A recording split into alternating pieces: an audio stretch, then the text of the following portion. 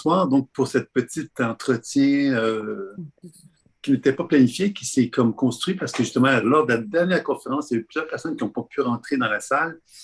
Donc, on s'est dit, bon, ben, pourquoi pas faire une petite rencontre ce soir pour vous donner l'opportunité d'expérimenter les lectures de l'âme qui sont un petit peu la suite de la conférence précédente. La conférence précédente était plus présenter la théorie de la pleine conscience intuitive.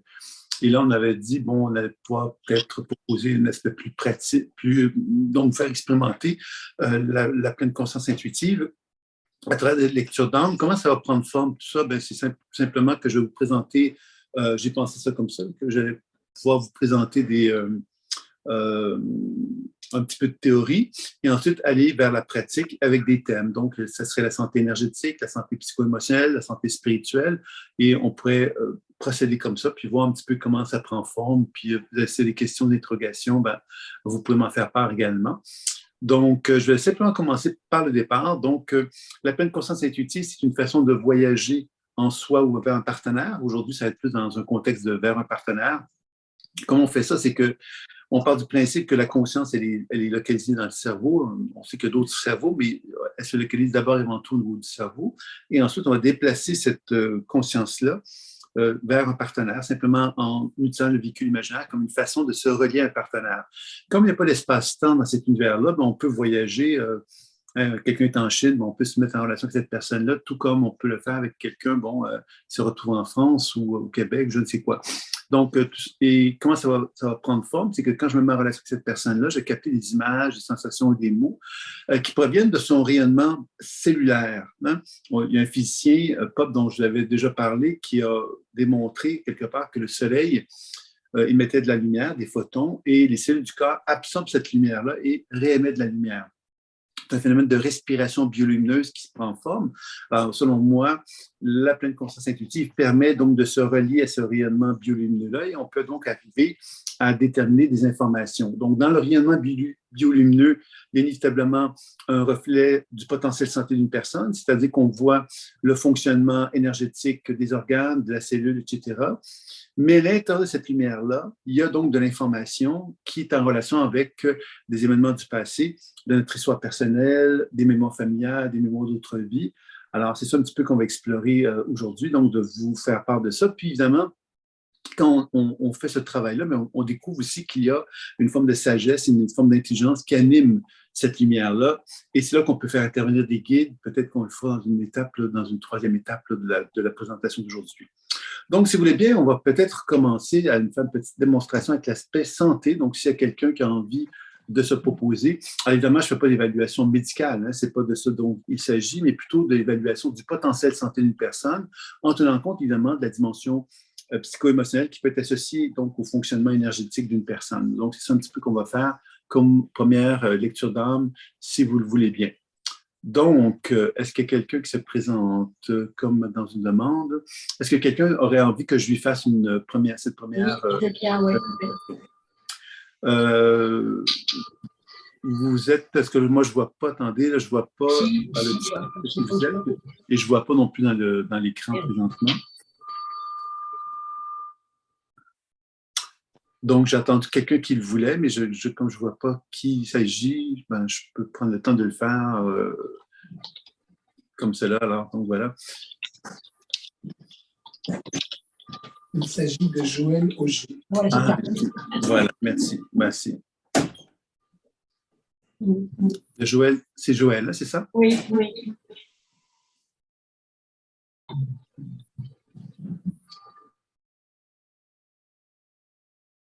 Alors, la première chose que je vais décrire un petit peu ce que j'observe pour commencer, la première chose que moi j'observe, c'est au niveau de l'argent du cœur.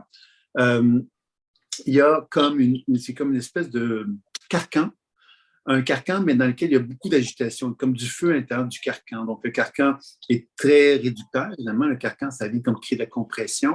Puis, en même temps, il y a cette espèce de feu à l'intérieur de soi. Un peu comme quelqu'un, si je me mettais en relation, donc évidemment, ça indique quelque part que la région du cœur a une certaine forme de constriction, okay, comme un fonctionnement qui n'est pas optimal, d'une part. Puis, d'autre part, si on se met en relation avec l'aspect émotionnel qui vient avec ça, c'est comme des cris.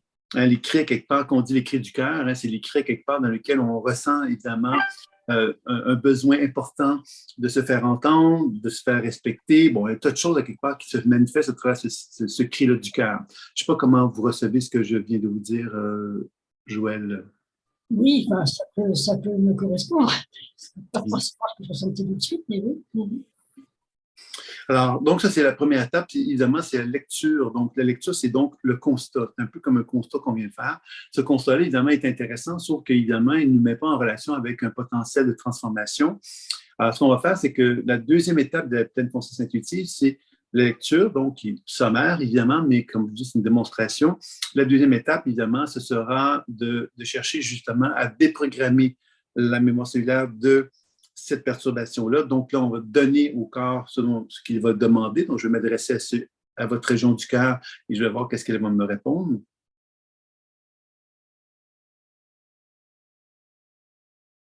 Alors, vous voyez, la première chose que moi je sens de votre énergie, c'est « je ne veux pas ». Alors, pour moi, il y a de la rigidité là-dedans. Puis quand je dis rigidité, je ne m'adresse pas à vous, hein, je vous fais juste part d'un état qui se manifeste dans votre corps. Hein. C'est un état de rigidité qui s'exprime quand je vous demande. Comme si, finalement, votre énergie du cœur ne voulait pas, à quelque part, qu'on intervienne dessus, parce que, justement, il y a une certaine forme de douleur qui est là. Et cette douleur-là, elle est programmée à croire qu'elle est là, la douleur, puis qu'on ne pourra jamais vivre autre chose que la douleur. Vous voyez, c'est quelque chose de cet ordre-là que je sens qui est présent dans l'énergie de votre cœur. Je vais donc revenir avec la demande, puis on va un petit peu approfondir.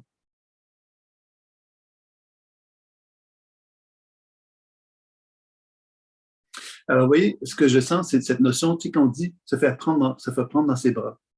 Alors, se faire prendre dans ses bras, évidemment, ça implique justement ne plus être en conflit avec d'autres personnes. C'est accepter justement qu'on va tourner la page. Tourner la page, pour moi, c'est de dire, bon, ben, j'ai été en conflit avec des personnes, mais là, je ne vais même pas passer ma vie à être en conflit avec eux. Donc, je vais tourner la page et je vais tendre la main dans le sens de rétablir les ponts pour arrêter justement d'être dans cette position un peu de conflictuelle que j'appellerais, moi. C'est comme ça que je le décrirais. Alors, c'est ça un petit peu que je perçois de ça. Donc, je vais effectivement envoyer donc l'information de cette énergie qu'on prend dans ses bras, là, puis je vais vous dire qu'est-ce qui se passe.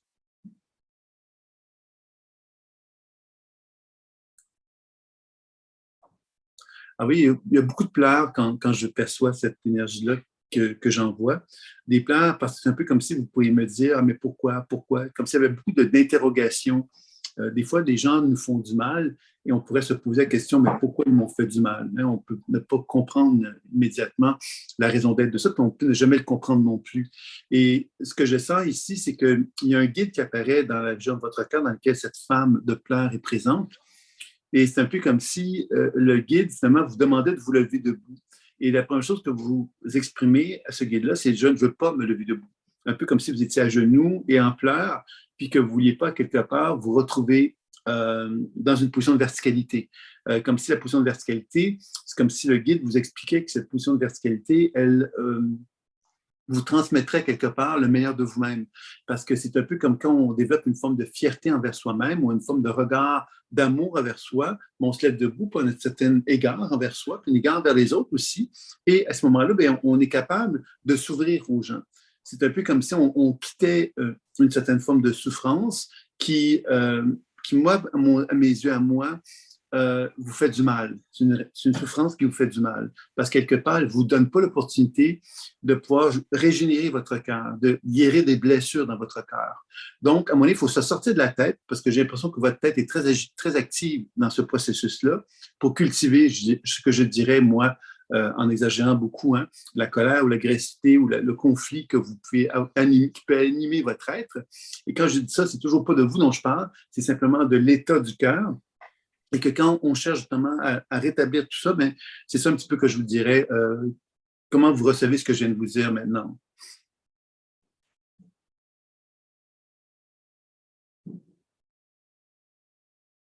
Si vous êtes toujours là. Oui, je suis là.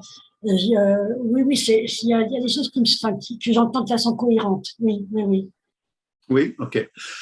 Maintenant, la troisième étape de la pleine conscience intuitive, parce que vous voyez, c'est un peu pour montrer un petit peu comment ça fonctionne. La troisième étape, c'est que normalement, c'est qu'on fait un soin. Alors, évidemment, un soin énergétique, encore une fois, quand on envoie de la lumière, comme je l'ai dit souvent dans des entretiens comme ceux-ci, quand on envoie de la lumière, bon, on envoie de la lumière, puis il y a une réaction du corps de la personne à qui on l'envoie. Alors, chaque personne est différente, donc on a des réactions différentes, puisque quand on envoie de la lumière, ben, la lumière vient emmener un changement dans notre relation avec notre équilibre biolumineux, et ça peut entraîner des réactions. Alors, c'est ça un petit peu qu'on va faire dans la région de votre cœur pour voir un petit peu comment ça progresse.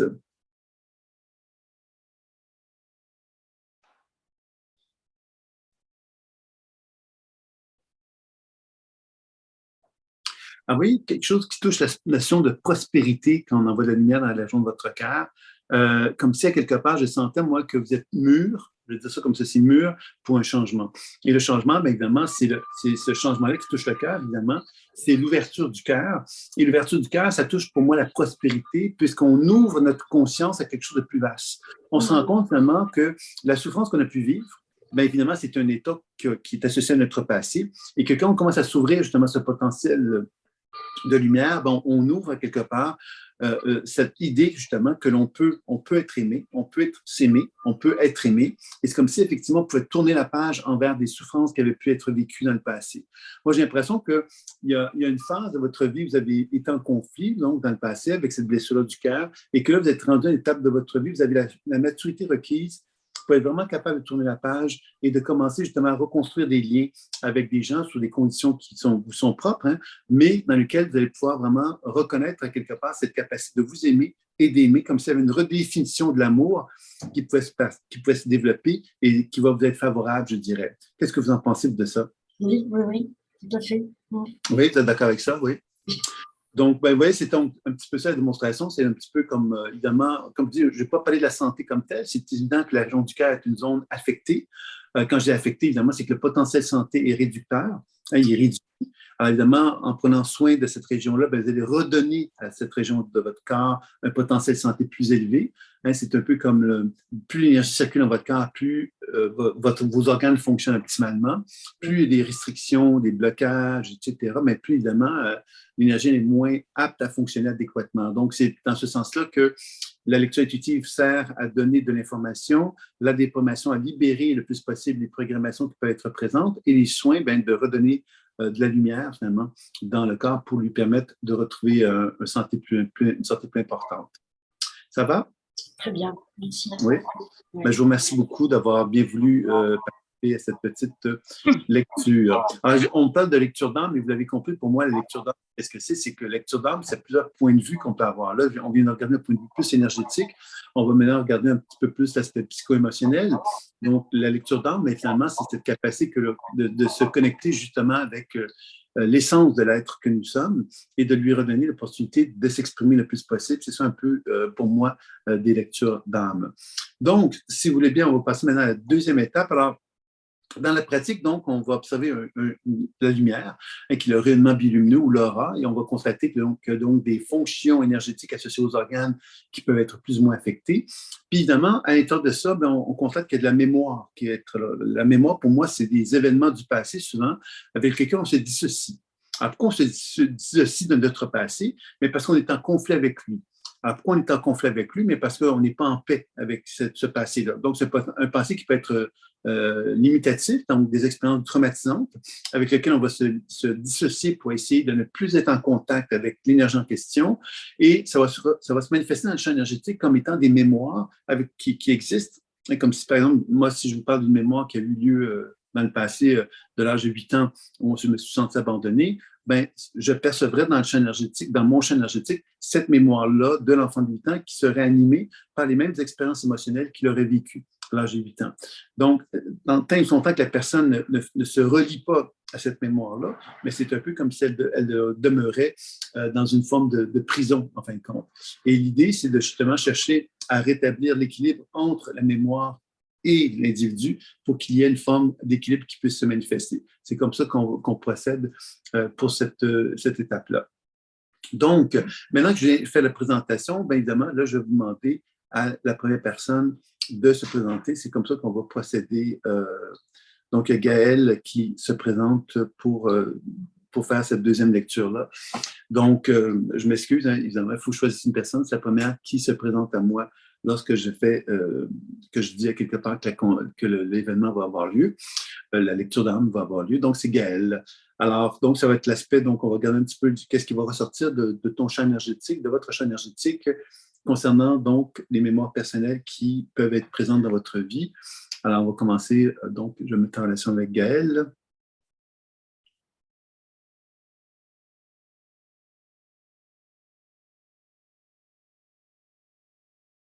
Alors, la première chose que je dirais à Gaël, à quelque part, c'est que son champ d'énergie n'est pas, tu sais, on parle de rayonnement biolumineux, donc un champ énergétique, c'est une certaine répartition dans le corps. Et la première chose qu'on sent, c'est la lourdeur. La lourdeur, c'est que le champ énergétique, au niveau des épaules, vers le bas, ça tire. Et ça tire, puis c'est tout en liaison avec, par exemple, quelqu'un qui me dirait, je ne peux pas faire ça, je ne peux pas faire ça, je ne peux pas faire ça, je ne peux pas faire ça. Donc, une impression de lourdeur qui nous garde dans un état une forme d'impuissance.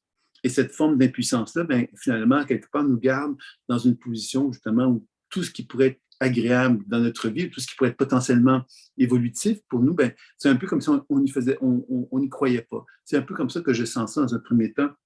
Et pour moi, ça vient évidemment chercher au niveau de l'enfance, un peu comme si on était, en tant qu'enfant, on avait été un peu comme, moi je sens ça comme cela, un enfant qui était avec une certaine légèreté, avec une certaine liberté, et à quelque part, on lui enseignait, cet enfant-là, à ne pas accéder à cette liberté-là, à cette légèreté-là, comme si l'enfant avait appris donc à devoir s'alourdir pour essayer donc de répondre aux exigences, aux demandes des parents ou des gens qui étaient autour de lui. Donc, l'enfant n'a pas pu exprimer quelque part cette nature qui lui était propre et on a donc développé quelque chose même de contraire à sa nature, puisqu'il a appris effectivement à s'interdire cette légèreté-là qu'il aurait pu avoir, par exemple, d'une façon plus importante. Je ne sais pas qu'est-ce que tu en penses, Gaël. Qu'est-ce que vous en pensez de ça, Gaël, ce que je viens de vous dire? Eh bien, il est vrai qu'avec un manque de confiance, je peux m'interdire de faire les choses par peur de ne pas réussir à les faire ou par peur de ne pas me sentir capable de faire, même si j'en manque pas d'envie. Et par rapport à ce sentiment d'enfant, bah ouais, pour certains trucs, j'ai l'impression d'avoir grandi un peu plus vite que les autres et d'avoir été mature un peu plus vite que certains. Peut-être par expérience de voilà, certains événements. Oui, mais cette maturité, pour moi, la maturité dont vous me faites part, c'est un peu une maturité construite par l'obligation de devoir vous conformer à certaines exigences, certaines demandes, requêtes que vos parents ou des gens, en tout cas, de votre entourage ont pu vous manifester. Ce qui a fait que, finalement, c'est ça la lourdeur que je vous parle. Hein? C'est-à-dire que quand je vous parle de cette lourdeur-là, c'est un peu comme quelque chose qu'on doit tenir qu'on doit garder quelque part en vie. C'est un peu comme si c'était notre façon d'exister et que cette façon d'exister, ben, elle nous rend responsables, mais en même temps, elle nous prive de notre légèreté et de notre capacité à quelque part à créer une vie qui serait plus en harmonie avec nous-mêmes. Je ne sais pas si vous me comprenez par rapport à ça. Ouais, un peu, mais je me dis, c'est une fatalité du coup, ou est-ce qu'on peut changer ça?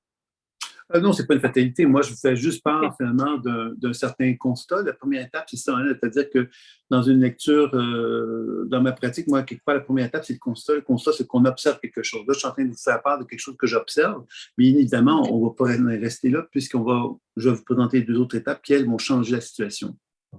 OK. Vous me comprenez? Oui, merci. Donc, la deuxième étape, évidemment, donc après le constat, c'est la déprogrammation de la mémoire cellulaire dans laquelle on demande au corps ce dont il a besoin, puis on lui donne, puis il va y avoir une transformation qui va en résulter. Puis c'est ça un petit peu que je vais vous donner comme information à ce sujet-là. Donc, j'ai travaillé donc sur la lourdeur, cette espèce d'énergie qui tire vers le bas, puis on va essayer de voir qu'est-ce qui pourrait être associé à ça. Mais je vais peut-être travailler aussi sur la mémoire de l'enfance pour vous montrer un petit peu comment ça se passe. Puis je vais vous revenir quand je vais vous décrire ce que je perçois.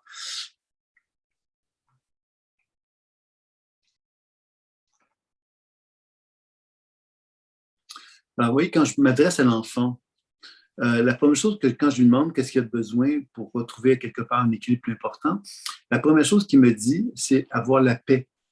Avoir la paix dans le sens, fiche-moi la paix. C'est un peu comme s'il aurait envie qu'on lui fiche la paix. Puis c'est un enfant quelque part qui a une extrême sensibilité, dans le sens que quand on est dans un lieu, quand on est très sensible, on sent la présence des autres, on sent qu'on est observé, on sent quelque part plein de choses qui ne sont pas dites. C'est-à-dire que les gens n'ont pas besoin de parler toujours parce qu'on est très sensible, donc on capte des choses qui ne sont pas nécessairement verbalisées. Et j'ai l'impression que, Gaël, c'est ça que vous avez peut-être expérimenté, cette espèce d'impression de constamment devoir, entre guillemets, être en harmonie avec ce ressenti-là. Et quand on est à ce mode de fonctionnement-là, ben c'est là, quelque part, qu'on devient un peu happé par l'extérieur, c'est-à-dire qu'on pourrait faire plein de choses, mais comme l'extérieur a une importance pour nous, j'ajouterais l'aspect responsabilité, hein, c'est-à-dire qu'on a un sentiment de responsabilité envers l'extérieur, et qu'on est très sensible envers celui-ci, bien évidemment, on a plein d'informations qui nous font comprendre que ce qu'on doit faire, c'est de s'harmoniser à cet environnement-là qui est autour de soi, mais pas être en accord avec nous nécessairement. Et c'est ça un petit peu que je sens de sens de premier temps. Vous me suivez, ça va? Oui, très bien, merci. Mm-hmm.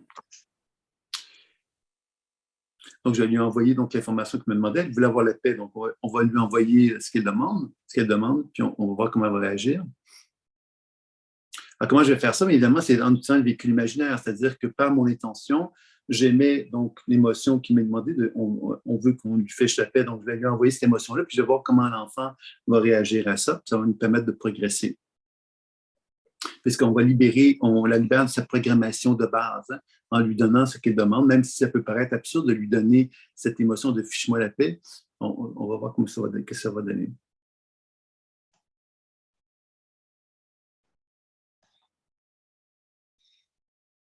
Alors, vous voyez, moi quand on donne cette énergie-là, la première chose qu'on sent, c'est cette notion de danse.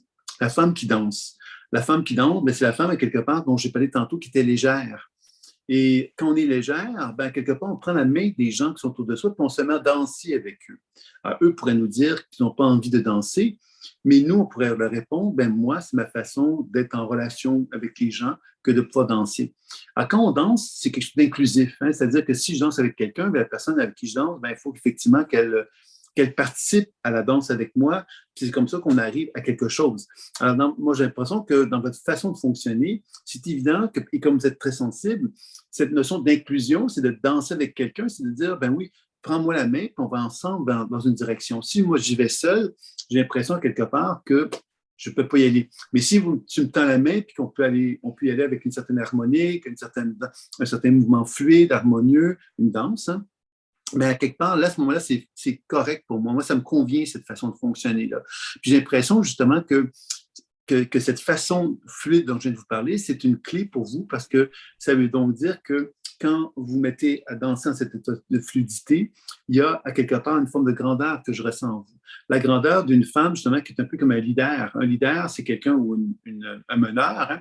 C'est quelqu'un, justement, qui sait comment les choses doivent être faites, comment on doit y aller, c'est quoi le rythme qu'on doit faire pour arriver aussi à ça. Et ça demande donc évidemment que vous soyez le leader, la meneuse, qui commence à exprimer quelque part le battement du rythme qui va être nécessaire pour arriver à un certain projet, à une certaine réalisation d'un certain projet.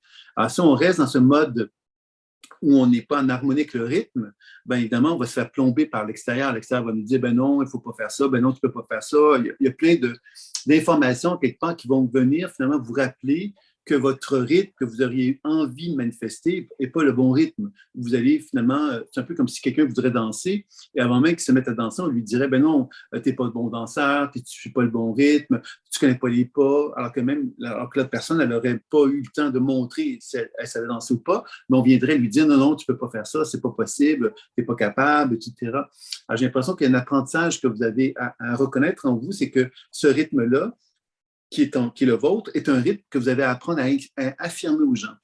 Affirmer aux gens, c'est de le faire comprendre quelque part que vous avez une façon de fonctionner, une façon de faire, puis vous n'avez pas envie à quelque part qu'on vienne vous réduire. Vous avez envie au contraire qu'on collabore avec vous, qu'on participe avec vous, qu'on vous tende la main finalement. Je ne sais pas comment vous recevez ce que je viens de vous dire.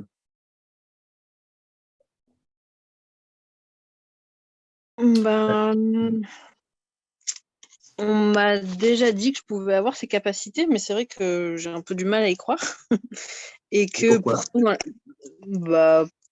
par manque de confiance, mais par contre, en dehors des fois dans la vie, je me rends compte qu'effectivement, je fais des choses et que les gens autour de moi peuvent dire « Ah, c'est génial ce que tu fais. Ah ouais, c'est quoi ?» S'intéresser et puis se laisser embarquer. Puis je peux me retrouver à embarquer des gens à faire des choses, mais malgré moi, en fait, quand j'y pense pas, en fait, quand c'est naturel, ça fonctionne. Par contre, si je commence à me dire, oh là, il faut que j'essaye d'embarquer des gens, de les motiver à faire ci, là, je perds tous mes moyens et j'arrive plus à rien. Mhm. Mais vous voyez, ce qu'on sent aussi beaucoup là-dedans, c'est la relation avec le bassin. Le bassin, c'est une zone, d'une part, quand on parle de danse, on parle des jambes souvent, et quand la région du bassin est active, ben, il y a quelque part un rythme qui est déterminé par les mouvements qu'on va faire, les pas qu'on va faire. Et ce rythme-là, dans votre cas à vous, il est lent. Il a besoin d'être lent. Et ce rythme qui est lent, ben, vous amène justement à foutez-moi la paix. Vous voyez, comme foutez-moi la paix, c'est face à l'extérieur. Foutez-moi la paix. Arrêtez de me mettre des conditions ou des façons de devoir fonctionner pour arriver à mes fins. Moi, j'ai besoin d'y aller à mon rythme à moi. Et ce rythme-là, mais foutez-moi la paix pour que je trouve ce rythme-là. Donc, j'ai l'impression que la première chose qu'on sent quelque part dans l'énergie de vos jambes, c'est cette envie, effectivement, qu'on vous foute la paix, que vous soyez quelque part aussi dans une forme de rébellion envers l'extérieur, de vous dire, ben non, moi j'ai envie de faire les choses à ma façon, pas à ma manière. Puis quand j'aurai fait les choses à ma façon, pas à ma manière, vous pourrez venir me voir et je pourrai vous montrer comment j'ai fait. Donc, il y a donc une phase individuelle là-dedans. Pour moi, c'est la phase individuelle qui vous amène à vous dire, ben voilà, moi je suis dans un processus où d'une certaine façon, je me rebelle, je dis aux gens, foutez-moi la paix, pour trouver quelque part ce rythme-là. Et c'est un rythme dans lequel moi je sens qu'il y a une affirmation forte que vous avez développée, et ça vous fait peur, cette affirmation forte-là, parce qu'évidemment, c'est l'idée de constater quelque part que nous, en tant que femmes, hein, en quelque part, on a une force, et cette force-là, ben, quelque part, elle brise un peu cette notion de collaboration dont j'ai parlé tantôt. Vous avez besoin de vous sentir relié aux gens, mais en même temps, il y a une phase, j'ai l'impression que vous avez besoin, d'abord, dans le premier temps, de vous retrouver dans cette forme de foutez-moi la paix, j'ai une forme de rébellion, j'ai besoin de construire mon identité, mes envies, mes désirs, ce que j'ai envie de construire, etc. Puis à un moment donné, ben, je vais pouvoir vous tendre la main, puis je vais pouvoir collaborer parce que je vais pouvoir vous montrer quelque part ce que j'ai mis en place. Et que tout ça, finalement, c'est comme ce sont des étapes que je sentais qui étaient importantes peut-être pour arriver à trouver cet équilibre que vous souhaitez mettre en place dans votre vie. Qu'est-ce que vous en pensez? Ouais, je trouve ça très intéressant, cette contradiction qui en est pas vraiment une, en fait, et comment je peux essayer avec d'équilibrer tout ça, en fait. Là, c'est une question que vous venez de me poser ou? Non, non, c'est une affirmation Okay. pour dire que Okay. ça paraît contradictoire, Mm.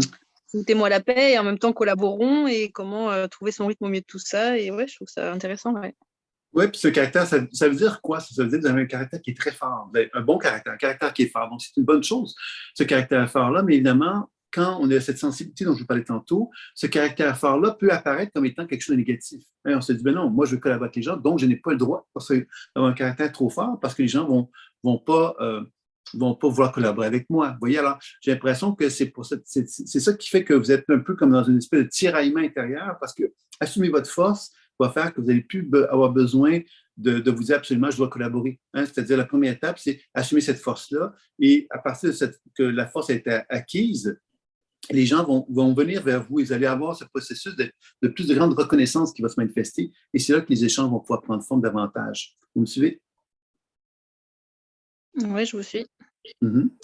Et la troisième étape maintenant qu'on va faire, c'est le soin. Donc, c'est envoyer de la lumière dans votre champ énergétique, puis voir un petit peu comment ça se fait. On va travailler encore donc sur la mémoire de l'enfant dont je vous parlais tantôt. C'est comme on voit qu'il s'est transformé évidemment, mais on va envoyer de la lumière pour voir un petit peu comment ça va bouger à ce niveau-là aussi.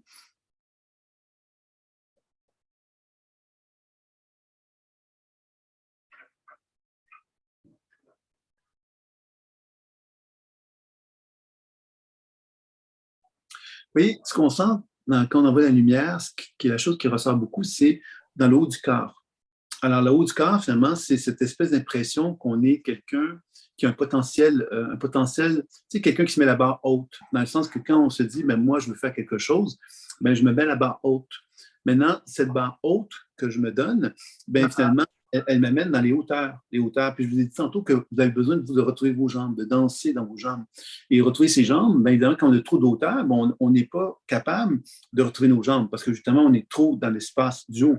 Donc, j'ai l'impression qu'il y a tout un apprentissage que vous êtes en train de faire à ce niveau-là pour retrouver ce que j'appelle, moi, la liberté d'être dans ses jambes, parce que quand on est libre dans nos jambes, on reconnaît qu'on commence à la base. C'est-à-dire que je n'ai pas à vouloir me mettre la barre trop haute, j'ai juste simplement à me dire, ben, je vais commencer. Je vais commencer, puis je verrai bien. Et la barre, ben, elle se définira avec le temps, mais je n'ai pas à me mettre dans la barre trop haute, parce que si je me mets la barre trop haute avant même d'avoir d'énergie dans mes jambes, ben, je vais juste être paralysé parce que je vais être constamment omnubilé par cette barre qui est trop haute et je ne vais jamais être capable de descendre dans mes jambes pour être capable de faire des premiers pas pour atteindre l'objectif que je voudrais me fixer. Et quand on essaie donc de rétablir le flot d'énergie entre le bas et le haut du corps, mais ce qu'on sent justement, c'est qu'il y a au niveau digestif, comme s'il y avait comme des mémoires qui étaient associées au système digestif qui voulaient sortir de votre corps et qui sont beaucoup reliées moi j'appellerais ça comme ça, c'est un peu comme de l'humiliation. L'humiliation, c'est que quand on est un enfant et qu'on se fait, on se fait dire quelque part qu'on doit écouter, mais qu'on ne nous enseigne pas à s'écouter ou à découvrir qui on est, ben on est dans une position où on se dit, OK, je ne vais surtout pas m'écouter, je vais surtout écouter ce que les autres veulent, parce que c'est ce qu'ils veulent de moi. Donc, je développe une certaine forme d'attention envers eux, mais je perds ma connexion avec moi-même. Et j'ai l'impression que c'est ça, quelque part, que vous êtes en train d'apprendre à faire actuellement. Puis pour moi, ça serait normal qu'il y ait une phase de solitude que vous expérimentiez, parce que cette phase de solitude-là va vous amener justement à foutez-moi la paix, justement. Et dans ce foutez-moi la paix-là, ben, vous allez pouvoir prendre un papier et un crayon puis commencer à définir c'est quoi que vous voulez justement de vos journées. Qu'est-ce que vous voulez animer dans vos journées qui vont vous ramener justement à cette idée que vous avez envie de renouer contact avec vous et de développer ce que j'appellerais un esprit d'indépendance. Et quand on dit foutez-moi la paix, c'est parce que j'ai une pensée, je suis convaincu de ce que je pense. Ah oui, c'est un peu comme ça que je vous décrirais ça. Je sais pas si vous avez des questions maintenant sur ce que je viens de vous présenter, de vous dire.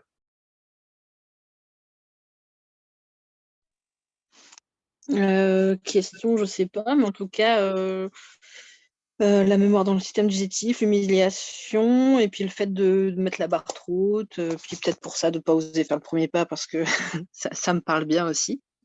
Du coup, je pense que peut-être je vais réfléchir différemment et effectivement, j'essaye de plus m'écouter en ce moment. Mais c'est pas facile quand on n'a pas l'habitude de savoir ce qu'on veut vraiment et pas se laisser influencer ou pas. Enfin, Foutez-moi la paix. Rappelez-vous de ça, foutez-moi la paix. C'est-à-dire que moi, je pense que c'est justement ça qui est la problématique, c'est que d'une part, les gens peuvent vous influencer, mais vous-même, dans votre esprit, vous avez des pensées de d'autres personnes. Foutez-moi la paix, ça s'adresse à tout ce monde-là, c'est-à-dire à vos propres pensées intérieures qui ont tendance à venir vous rappeler ce que les autres pensent, et l'extérieur aussi, qui lui aussi va venir polluer votre envie de faire des choses. C'est pour ça que foutez-moi la paix, c'est une façon de rappeler quelque part que vous avez à l'intérieur de vous-même une forme de décence, une expression potentielle qui a envie de s'exprimer, et c'est celle-là que vous devez apprendre à donner vie finalement à l'intérieur de vous-même. Il y a eu un bruit sur vos paroles, j'ai pas entendu le mot. Une forme de quoi, vous avez dit? Je peux même pas vous répondre. Ça coupe en fait le son. Ah, OK. Moi, de mon côté, je n'entends pas je ne pourrais pas vous répondre parce que je ne me rappelle pas ce que je vous ai dit vraiment à ce niveau. Je suis désolé. Une forme d'expression, mais... Okay. Mais en fait, c'est foutez-moi la paix. Je pense que c'est ça, quelque part, vous devez retenir. C'est foutez-moi la paix, c'est de vous rappeler quelque part que plus vous apprenez à vous connecter avec vous-même, plus vous allez permettre justement à l'expression juste de qui vous êtes à prendre forme. Et c'est comme ça que vous allez commencer à renouer contact avec une forme d'autorité, finalement, qui est la vôtre, l'autorité, puisque vous, très jeune, on vous a demandé de vous soumettre à une certaine forme d'autorité qui n'était pas la vôtre, qui était celle des gens qui étaient autour de vous. Et là, vous avez envie de vous réapproprier l'autorité qui est la vôtre. Ça demande une force, ça demande un certain caractère. C'est ça qui fait que vous êtes obligé de dire « foutez-moi la paix », parce que vous êtes obligé de rappeler à ces gens-là que vous existez aussi, que vous avez donc une sensibilité qui est la vôtre et que vous avez besoin maintenant de renforcer cette identité-là pour lui permettre de s'exprimer d'une façon plus libre. Voilà. J'ai commencé la méditation il n'y a pas si longtemps que ça, je vais continuer. Merci beaucoup. Bienvenue. Merci. OK, donc merci beaucoup. Donc ça, c'était pour l'aspect plus mémoire personnelle. Évidemment, on essaie de jouer à l'intérieur de ça. Maintenant, il y a les mémoires familiales et d'autres vies qu'on pourrait prendre le temps peut-être de regarder cet aspect-là à la première personne qui pourrait manifester. Bon, il y a Lucie qui a été rapide vraiment. Je vais prendre Lucie qui est vraiment arrivée avec au moment où je m'apprêtais. Donc, c'est bon. Donc, Lucie, on va prendre le temps de regarder son énergie.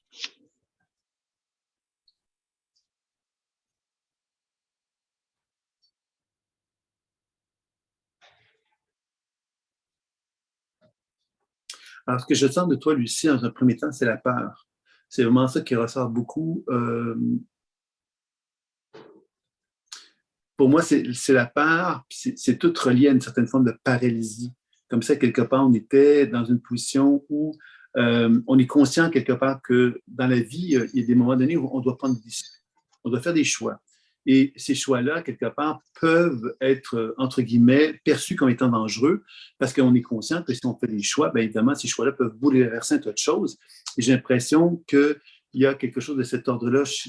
C'est ça qui la rend un peu irritée ou un peu passive dans une tension, en tous les cas, pour prendre une décision parce que justement, on conçoit quelque part que ça pourrait entraîner des changements importants. Je ne sais pas qu'est-ce que tu en penses, Lucie, de ça. Ben, je constate qu'en ce moment, j'avais l'impression de libérer cette part-là et d'être un peu plus dans l'ouverture, dans l'action. D'ailleurs, il se passe plein de synchronicités là, dans ma vie, plein de petits messages, on dirait des aides de l'invisible. Et moi, je fais le lien, mais peut-être que je me trompe, avec des mémoires familiales qui me paralyserait davantage que peut-être ma vie présente. Mm-hmm. On va explorer ça un petit peu plus, justement, parce qu'on va aller voir qu'est-ce qui est présent à ce niveau-là.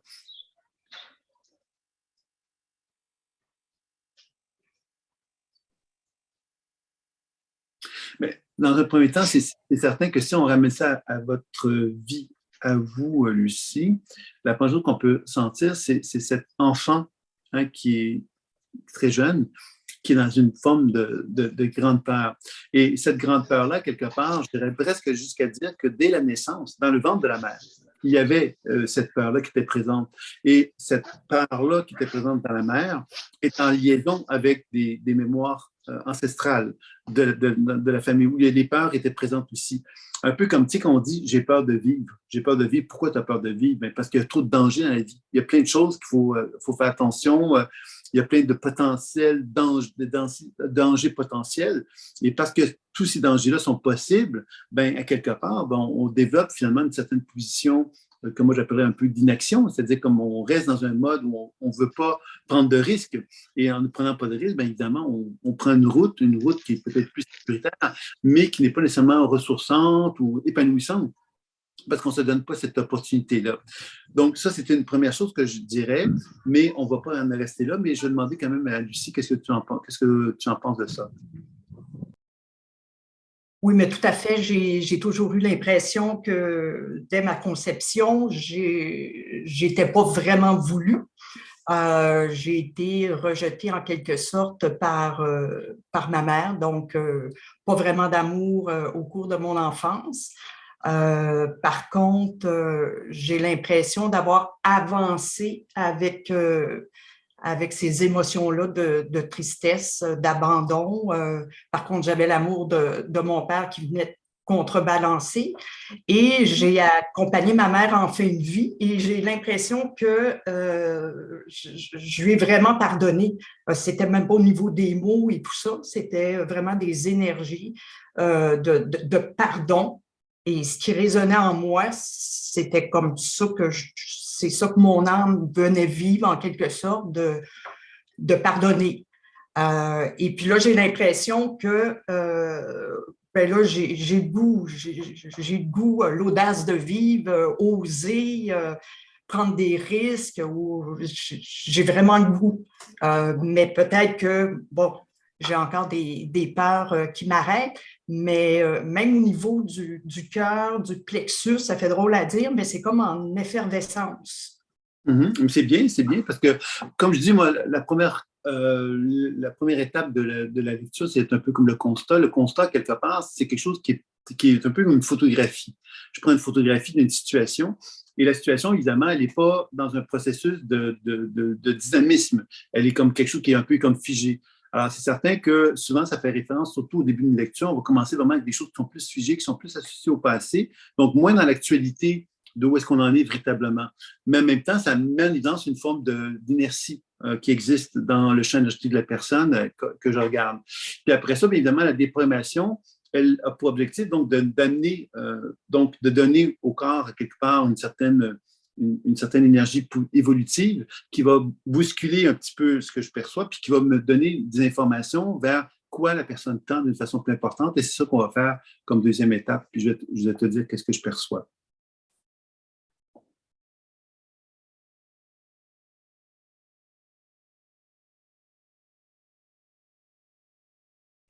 Tu sais, quand on parle de mémoire familiale, mais moi, ce que je sens beaucoup, c'est dont nos ancêtres, c'est comme cette espèce d'impression, tu sais, quand on dit, j'exagère avec les termes que je vais utiliser, mais l'exploitation.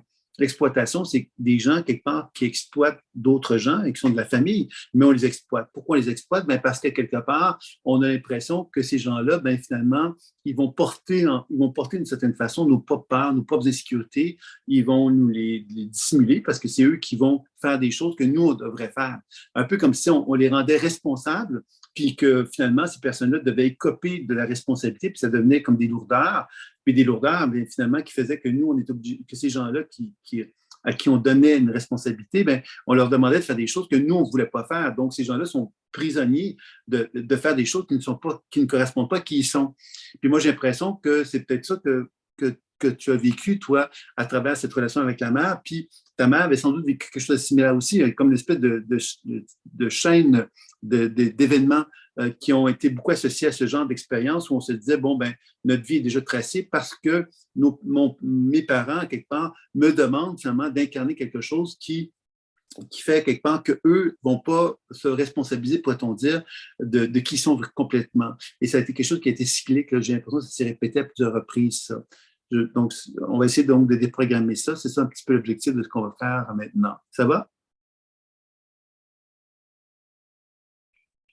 Oui, puis c'est vraiment l'intuition, l'impression que j'ai eu toute la lignée familiale du côté de ma mère, une transmission de génération en génération, de mère en fille, une lourdeur, c'est ça, impossibilité non plus d'aimer. C'est ce que je ressens aussi, là. Justement, la demande qui est faite dans la perception que j'ai, c'est beaucoup l'amour qui ressort. Donc, on va donner de l'amour, puis on va voir ce que ça va donner.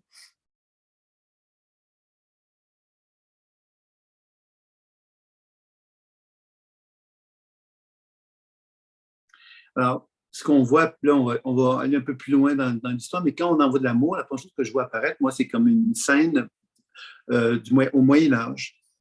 Et cette scène-là du Moyen Âge, elle correspond justement à, tu sais, par exemple,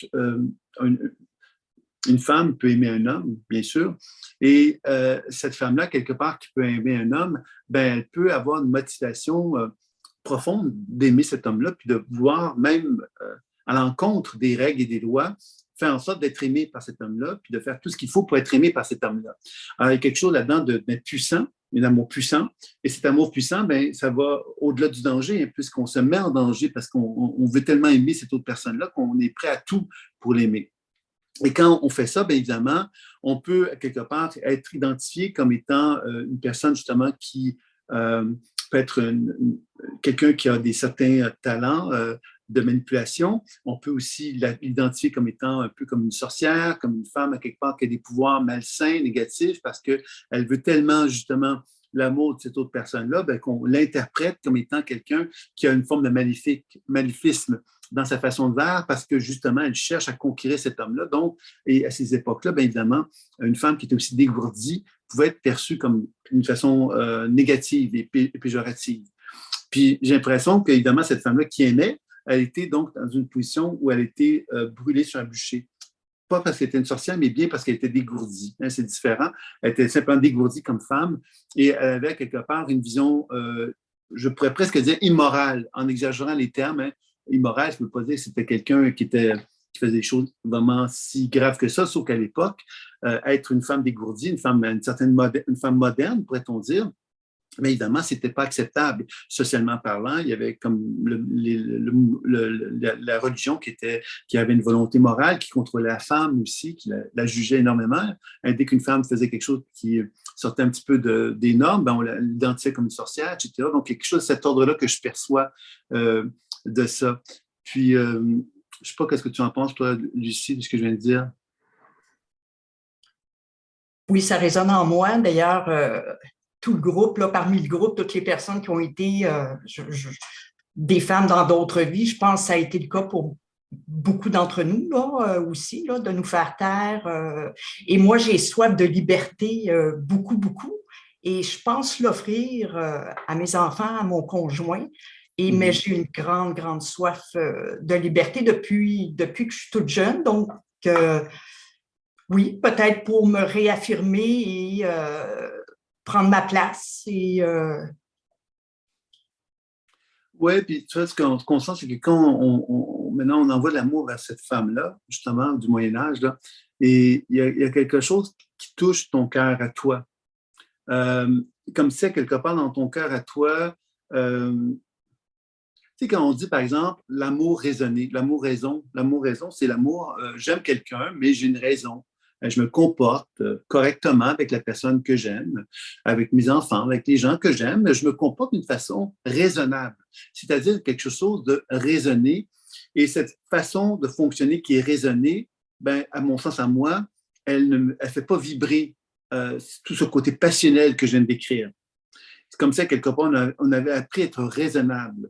Et ce n'est pas une mauvaise chose d'être raisonnable. En passant, je ne suis pas en train de dire que c'est mauvais, sauf que le fait que ce raisonnable-là, quelque part, est là, j'ai l'impression que c'est parce que, justement, on a peur de cet excès d'amour, finalement. Cet excès d'amour, quelque part, qui nous ramène, justement, à ce qu'on pourrait appeler quelque chose de déraisonnable. Et si on regarde tantôt par rapport à la peur dont je parlais tantôt, puis par rapport à tout ce que tu me décrivais, que tu avais envie de faire des choses d'être plus vivantes, finalement, mais tu sais, pour moi, c'est être déraisonnable, en quelque sorte. Hein? C'est-à-dire se sortir d'une case où je suis raisonnable parce que je fais ce qui doit être fait, pour arriver à se dire, ben non, là, j'ai plus envie de simplement être raisonnable pour faire ce qu'on me demande de faire, mais j'ai envie de me sortir de ça pour faire exploser d'une certaine façon les limites, quelque part, qui pouvaient s'exprimer en moi pour accéder à quelque chose de beaucoup plus libre. Et cette liberté-là, ben, c'est une façon justement d'incarner cette femme moderne qui est en toi. La femme moderne, mais c'est la femme justement qui a envie de vivre intensément, puis qui n'a pas envie, à quelque part, de rester simplement à ce côté raisonnable. Le côté raisonnable, pour moi, c'est le côté, à quelque part, que je pourrais qualifier d'ennuyant. Hein? Dans ton cas, à toi, hein, j'entends, parce que ce n'est pas nécessairement ennuyant, nécessairement tout le temps d'être comme ça, mais dans ton cas, j'ai l'impression qu'il y a quelque chose qui est ennuyant Et c'est pour ça que ce besoin d'expansion-là, quelque part, on le sent bien, là, qui a envie de s'exprimer en toi. Qu'est-ce que tu en penses de ça? Oui, ça me plaît bien l'idée d'être déraisonnable. Et puis, moi qui viens d'une famille, j'ai 4 frères, tous très raisonnables et tous très intellectuels, très dans le mental, mon père aussi. Et donc, c'était comme un carcan. Et je me suis empêchée de prendre ma place, je pense. Mais là, j'ai l'impression que c'est ça, j'ai vraiment soif de liberté. Puis pousser les barrières, là, faire ma place. Oui, puis c'est possible, excuse-moi de t'interrompre, j'aurais dû te laisser parler, je suis désolé. Non, ça va, Sylvain, vas-y. Oui, ce que j'allais dire, c'est que par rapport à ça, il y a quelque chose évidemment à regarder au niveau du déraisonnable, parce que le déraisonnable, finalement, ça implique possiblement, hein, puis là j'exagère en disant comme ça implique même la relation avec ton compagnon. Je ne te dis pas que ça entraîne des crises ou quoi que ce soit, mais le côté déraisonnable, c'est que quand on devient déraisonnable, ben, il y a quelqu'un qui dit, ben voyons donc, tu exagères, il me semble, là. Oui. Puis je pense que ça va être important pour toi d'apprendre à quelque part à te donner ce droit d'être déraisonnable et déraisonnable, donc signifie faire des choses qui pourraient être perçues comme étant peut-être pas tout à fait appropriées concernant les gens qu'on aime. Ça ne veut pas dire quelque part que tu vas faire des choses qui vont les déplaire au point, quelque part, ça crée des crises. Mais ça demande à quelque part quand même que tu sois capable de reconnaître ton droit à être déraisonnable, puis peut-être même à déplaire des gens, que tu aimes, parce que quelque part, ce côté déraisonnable-là, j'ai l'impression qu'il y a besoin de vivre quelque chose qui n'est pas de l'ordre justement de l'acceptable. Tu sais, c'est comme on dépasse les bornes. Et je pense que dépasser les bornes, dans ton cas, c'est quelque chose qui te donne l'opportunité de vraiment te réapproprier une liberté qui est celle un petit peu de ce qu'on a vu, hein, c'est-à-dire que de cette femme-là, on lui a enlevé cette liberté-là, t'es ta mère, à quelque part, toi-même. Donc, il y a une espèce de boucle à terminer à ce niveau-là. Et c'est possible que tu atteignes des niveaux même que tu te surprennes à être un peu avant-gardiste. Tu sais, quand on dit, par exemple, ben là, tu es marié, tu as des enfants, mais là, oui, je vais partir en voyage toute seule. Je donne un exemple caricatural. Hein. Je ne dis pas que c'est nécessairement ça, mais il y a quelque chose là-dedans d'une femme qui est libre. Une femme qui est libre, ben, quelque part, elle ne fait pas les choses qui sont conformes à ce qu'on connaît des cadres relationnels habituels. Je ne sais pas si tu en penses, toi, de ça, Lucie. Oui, puis ça a déjà commencé là, récemment. C'est sûr que mon conjoint est parfois décontenancé.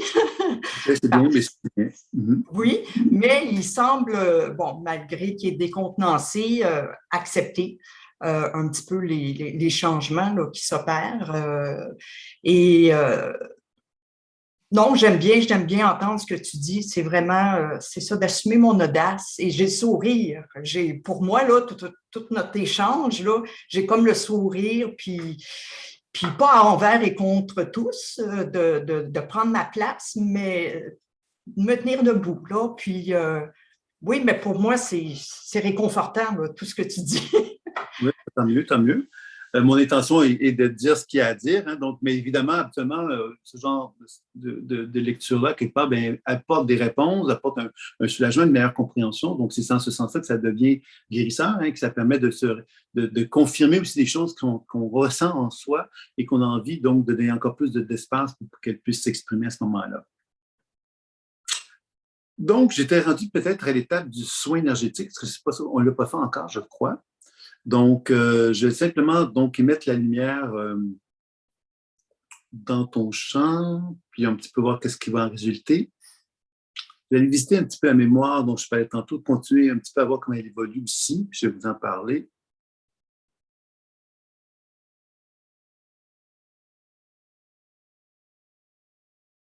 Toi, quand on envoie l'énergie dans cette fameuse mémoire médiévale dont je parlais tantôt du Moyen-Âge, comme quand on envoie l'énergie, ça bloque beaucoup au niveau de la région du cœur. Puis en même temps, on sent qu'il y a une grosse charge émotionnelle chez elle, puis comme si elle exprimait quelque part des regrets qu'elle avait quelque part été, tu sais, comme quelqu'un qui se dit, ben j'ai été trop loin. Tu sais, j'ai été trop loin. Et quand on regrette d'avoir été trop loin, mais c'est un peu comme si on reconnaissait justement qu'il y avait quelque chose de vivant en nous, puis qu'on avait envie d'aller goûter à la vie d'une façon, on pourrait dire excessive. Hein? Il y avait quelque chose d'excessif dans cette volonté de vivre. Puis ce que je sens quelque part, c'est comme si je te voyais toi dans l'image, te rapprocher de cette femme-là. Et c'est un peu comme si tu la prenais dans tes bras, parce que quelque part, c'est comme si tu le reconnaissais, cet excès qui est en toi. Puis que cet excès-là, finalement, impliquait que ta mère, puis que tes ancêtres, quelque part, ben, pardonnent cet excès-là. Puis cet excès-là, finalement, c'est que toi, tu es un peu comme la boucle qui terminait cette énergie-là, c'est-à-dire que l'excès a été, on l'a bloqué chez cette femme-là, elle n'a pas pu exprimer l'excès de tout ce qu'elle était, elle a dû à quelque part apprendre donc justement à reconnaître qu'elle était c'était trop à quelque part, puis que cette énergie-là était comme un peu comme une cassure dans la lignée familiale, puis c'est un peu comme si toi tu reprenais finalement le flambeau pour lui redonner à quelque part cette forme d'excès, mais un excès évidemment qui va se faire à l'intérieur d'un cadre quand même limité, hein, c'est-à-dire que tu ne vas pas commencer à faire exploser tout autour de toi parce que tu as envie d'aller explorer d'une façon excessive les choses. C'est comme s'il y avait quelque part une forme de paix, une forme de tranquillité, une forme d'équilibre qui se faisait et dans lequel il y avait comme de la joie qui en résultait parce que cette femme-là, elle te regardait, elle te prenait par les mains, puis il y avait une forme de joie qui se manifestait entre toi et elle, comme s'il y avait comme un sentiment que ton cœur se mettait à battre, puis il y avait des couleurs qui ressortaient de ça. Et pour moi, les couleurs, mais ça peut représenter, par exemple, des talents artistiques que tu peux avoir, qui peuvent toucher, bon, la peinture, mais qui peuvent toucher aussi d'autres facettes, comme s'il y avait de la créativité que je sentais qui pourrait s'opérer en toi à ce niveau-là. Et il y avait comme un remerciement, puis comme si elle quittait ton champ énergétique, cette femme-là, maintenant, à ce moment-là. Je ne sais pas comment tu reçois ça. Super. Oui, puis j'ai quelque chose au niveau du ressenti et spontanément, je ne veux pas prendre trop de temps, mais j'ai l'impression que j'ai une fille et j'ai l'impression que j'ai porté le flambeau pour elle et que je l'accepte, peu importe qui elle est aussi ou qui elle ose être. Et Oui. je lui laisse une pleine liberté et comme j'aurais souhaité. Puis je m'honore aussi de l'avoir fait. Oui, puis pour moi, on peut peut-être terminer là-dessus, mais pour par rapport à ta fille, probablement que c'est un genre de, je vais dire, exagérer en disant comme ça, c'est pas qu'elle va être décevante, mais elle va faire sa vie. Et elle va prendre son chemin, et c'est un chemin qui ne va pas nécessairement correspondre à ce que toi, tu aurais souhaité la voir prendre. Tu vois, c'est un peu comme, il y a un genre de, OK, elle est ce qu'elle est, elle fait ce qu'elle fait. Moi, j'aurais vu autre chose, mais c'est un peu comme si elle allait prendre son chemin à elle, et c'est très bien ici.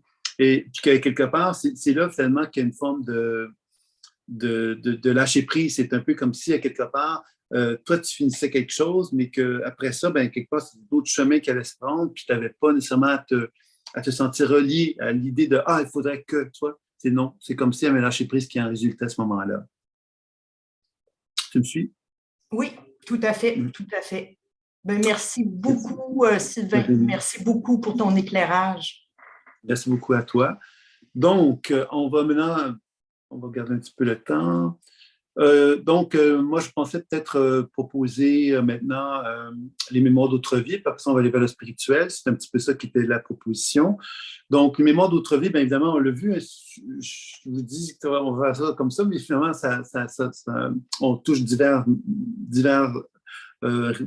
réseau d'informations à travers des lectures que l'on fait. Mais les mémoires d'autre vie, ben, comment ça se perçoit? Bien évidemment, ça fait référence à l'histoire de l'humanité. Hein. Il y a des gens qui vont parler de karma. Moi, je vous parle davantage d'une relation que moi j'ai en tant qu'être humain avec l'histoire de l'humanité. Et que cette histoire de l'humanité, ben, je vais raisonner avec l'histoire de l'humanité. Et cette résonance-là va faire que si j'ai vécu, par exemple, l'abandon, ben, je vais raisonner avec des mémoires d'autres vies d'abandon de la même façon. Et ça va amplifier à mon champ énergétique cette expérience d'abandon, ce qui va considérer un peu comme le principe de la loi d'attraction. Plus je me sens abandonné, bien, plus évidemment dans mon champ énergétique, j'attire vers moi des gens qui ont des champs énergétiques qui vont être complémentaires aux miens. Donc, si j'ai une expérience d'abandon, ben, je vais attirer des gens qui vont m'abandonner. Hein, c'est un peu le principe. Et pourquoi la vie est comme ça? C'est que l'univers me demande, moi, de faire la paix avec qui je suis. Et pour faire la paix avec qui je suis, ben, je suis obligé de finalement prendre conscience d'une part d'une expérience, d'une blessure émotionnelle qui est en moi, qui se répète. Mais pourquoi elle se répète? Mais parce que justement, je dois apprendre à devenir conscient de cette blessure-là pour faire la paix avec elle. Et c'est comme ça qu'on va souvent procéder dans une démarche de vie, qu'on va observer ça. Je pense que chacun d'entre vous, vous avez sûrement déjà expérimenté ce sentiment de dire, ben, j'ai toujours l'impression que ma vie se répète. Hein. C'est quelque chose qu'on peut effectivement voir assez fréquemment. Donc, sur ces belles paroles, on va aller voir maintenant la première personne qui va se présenter à moi. Donc, ben, c'est Laura. C'est Laura qui a bien insisté. Donc, on va aller vers Laura. Donc,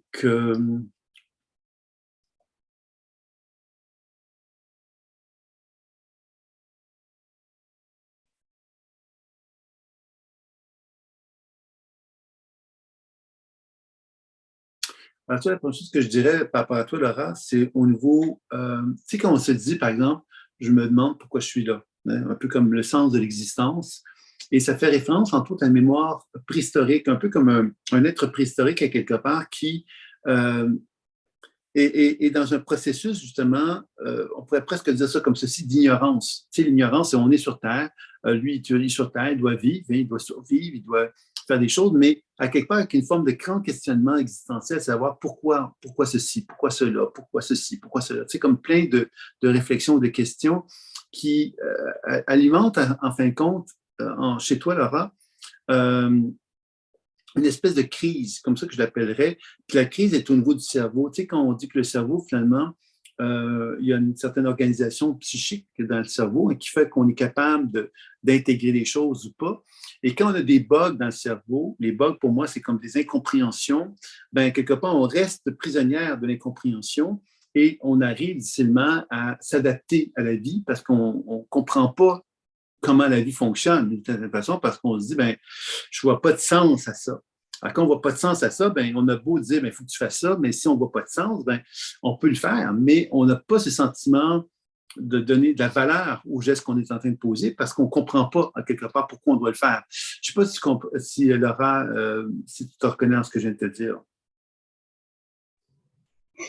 Oui, assez. Alors, c'est vrai que j'ai souvent le sentiment d'être perdue sur Terre, quelque part, et de ne pas arriver justement à donner un sens aux choses, à savoir qu'est-ce que je fais là, quoi, qu'est-ce que j'ai à faire là non plus, à donner une direction à ma vie.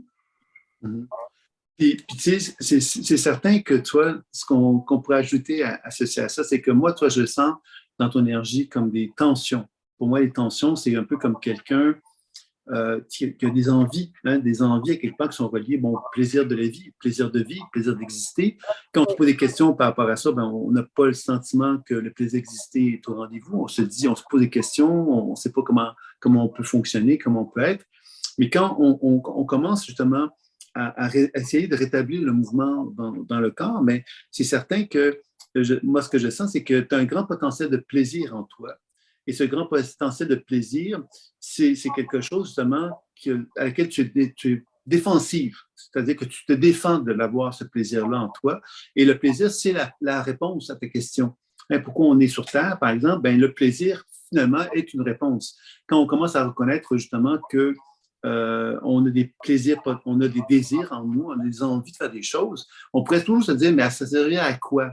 Ben, ça servirait peut-être à te faire plaisir, pour commencer. Ça servirait simplement à répondre à une envie physiologique, par exemple, une envie de plaisir aussi reliée aux émotions, qui font quelque part qu'on peut commencer à se dire, ben, je ne sais pas pourquoi je suis là, mais je suis heureuse, par exemple. Ça, déjà, c'est déjà un élément clé de pouvoir arriver à dire, ben, tiens, je ne sais pas pourquoi, mais là, je suis heureuse parce que je réponds à mes envies, je réponds à mes besoins, je réponds à mes désirs.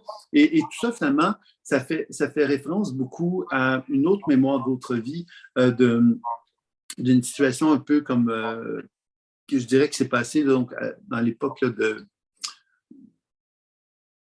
la Renaissance, toi, et on voit une femme, finalement, cette femme-là, j'ai l'impression qu'elle a vécu énormément de plaisir, cette femme-là. Elle se permet de vivre le plaisir intensément, même de la luxure, pourrait-on dire, et quelque part, elle se fait couper la tête, toi. Elle se fait couper la tête. Pourquoi? Mais parce que justement, cette relation avec le plaisir, justement, n'était pas acceptable parce qu'elle se donnait, elle trompait des hommes, bon, elle faisait plein de choses à quelque part qui étaient très tournées finalement sur ses envies, sur ses plaisirs, sur ses désirs.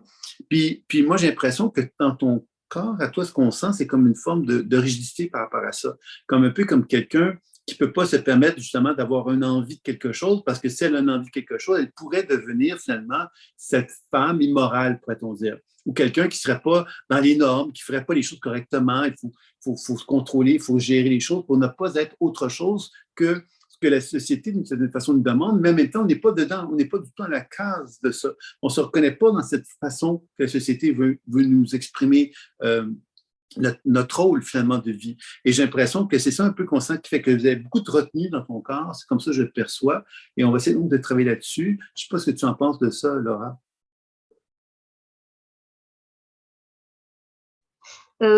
Oui, du coup, ça me parle pas mal parce qu'effectivement, ça fait quelques semaines ou mois, enfin, c'est assez récent, où j'essaye justement de m'autoriser plus de plaisir, mais c'est pas évident, quoi.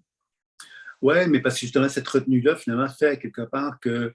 Donc, on va essayer de faire bouger ça un petit peu. C'est ça que j'ai essayé de faire. On va voir qu'est-ce que ça va donner.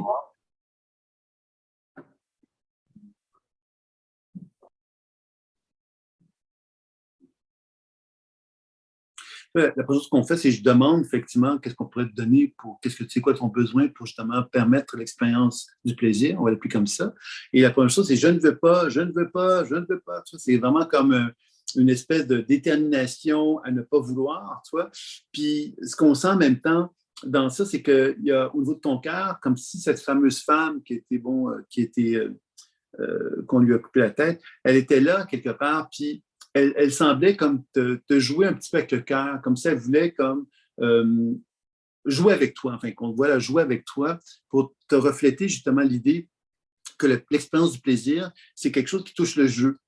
Puis le jeu, quelque part, c'est Tu sais qu'on est susceptible, par exemple. Susceptible, c'est de prendre tout au sérieux. Hein, quelqu'un nous fait une blague, on ne la comprend pas parce qu'on est tellement dans notre sérieux qu'on a l'impression quelque part que cette personne-là, ben, elle nous a dit quelque chose qu'on a pris au premier degré. On n'a pas compris l'humour qui était derrière ça. Puis j'ai l'impression que c'est ça un peu que cette femme-là veut te montrer quelque part, c'est de retrouver quelque chose qui touche l'humour, qui touche la légèreté, puis que quand elle travaille, au début, elle touche ton cœur un tout petit peu, puis après ça devient comme des grands cercles qu'elle crée au niveau de ton cœur. Et ces grands cercles-là, elles font comme une espèce de vibration dans ton corps, puis on sent à ce moment-là comme une scène, toi, de ton enfance, peut-être pas une scène de ton enfance, mais une scène en tout cas qui est reliée à l'enfance, et dans laquelle il y a effectivement une enfant quelque part on agit sérieusement sur elle. On agit sérieusement sur elle, c'est qu'on lui tient les bras, on a une sévérité, on lui exprime à quelque part comment elle doit être, comment elle doit faire les choses. Il y a quelque part une forme de sérieux qui est tellement difficile. Tu sais, pour un enfant, c'est pas facile d'être toujours sérieuse.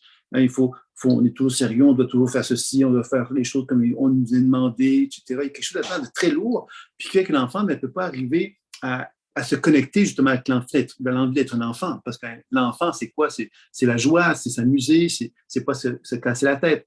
Quand on se fait brimer comme ça, ben, à quelque part, on a l'impression justement que on ne peut pas faire autre chose que ça. On est obligé de se brimer parce qu'il n'y a pas d'autre possibilité que ça. Tu vois? Je ne sais pas si tu me comprends par rapport à ça, Laura. Oui, c'est assez cohérent avec ce que je me rappelle avoir vécu, effectivement, que quand j'essayais d'être spontanée, bah, j'étais souvent, comment dire, pas rabaisser, je trouve pas le mot, mais qu'on me coupait ma spontanéité. Ouais.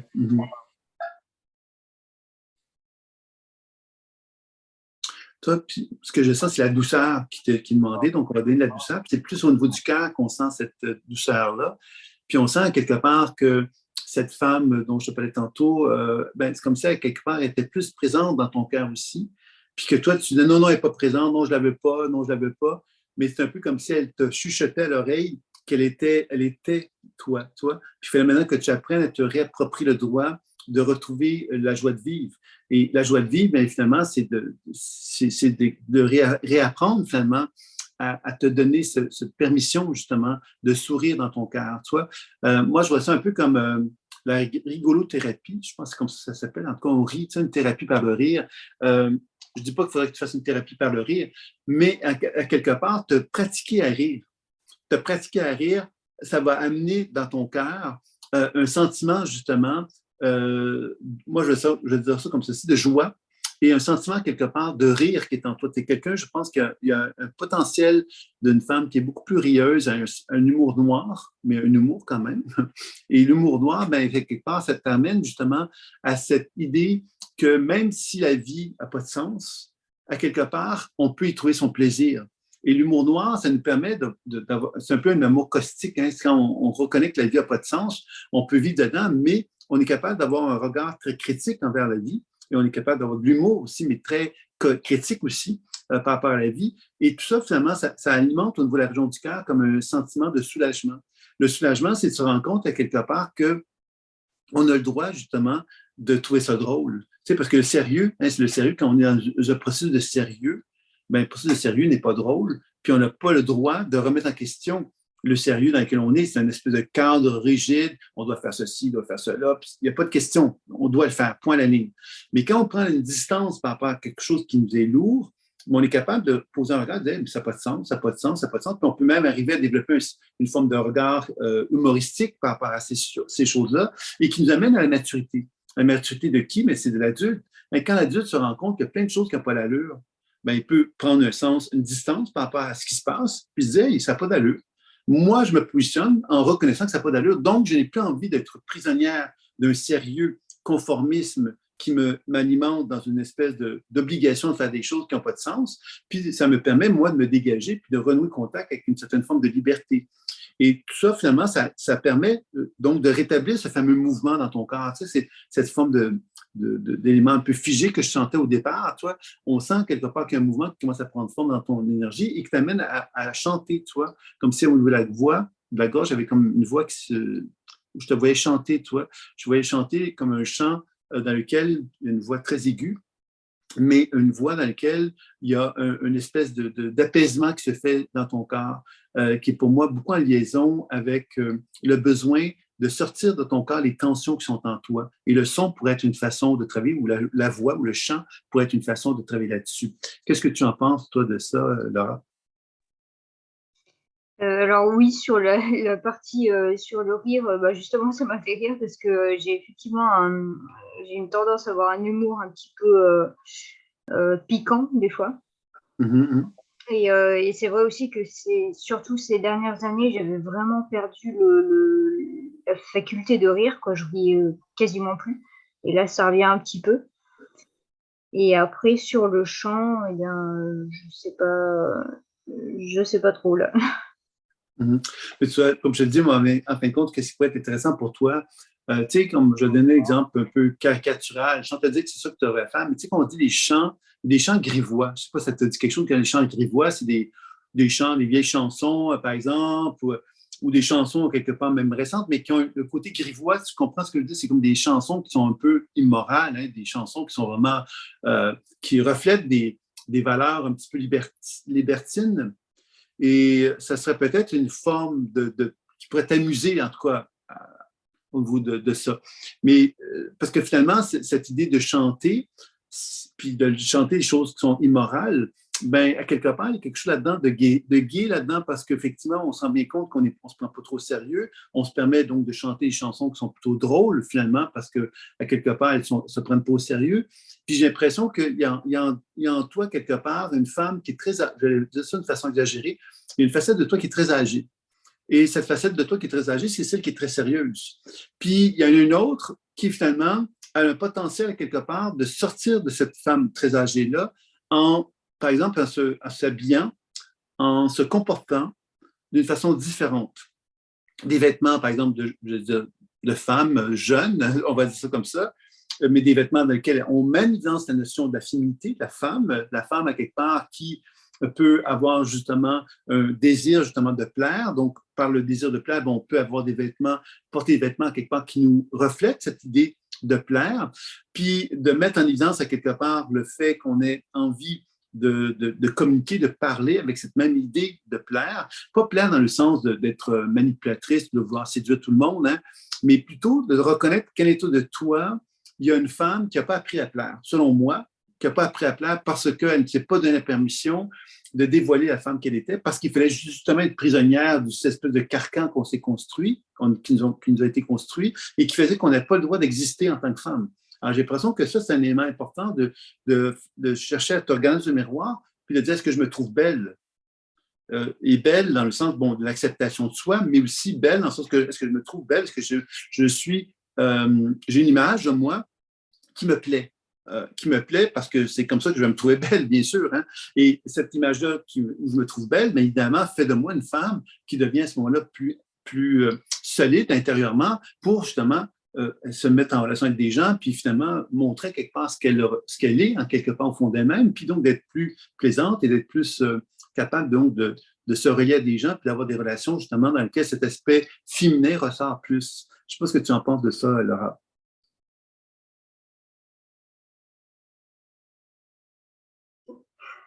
Oui. Alors oui, ça fait beaucoup d'informations là, mais ça, ouais, ça me parle.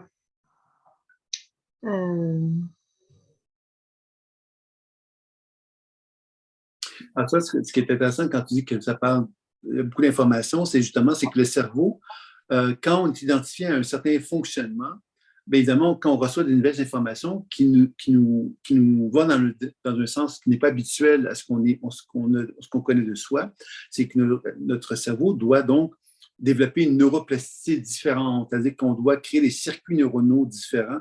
Et c'est là, quelque part, que le cerveau, il bug un peu parce qu'il ne comprend pas trop tout ce qui est dit, parce qu'il n'arrive pas à l'entendre correctement parce qu'il n'est pas habitué. Lui, il est habitué à des chemins habituels. Et là, on est en train de créer des nouveaux chemins, tu vois. Et c'est là que ça devient intéressant, évidemment, de prendre le temps de répéter quelque part l'expérience, de revenir sur ce qui a été dit pour justement lui donner plus de force, plus de puissance, je dirais, tu vois.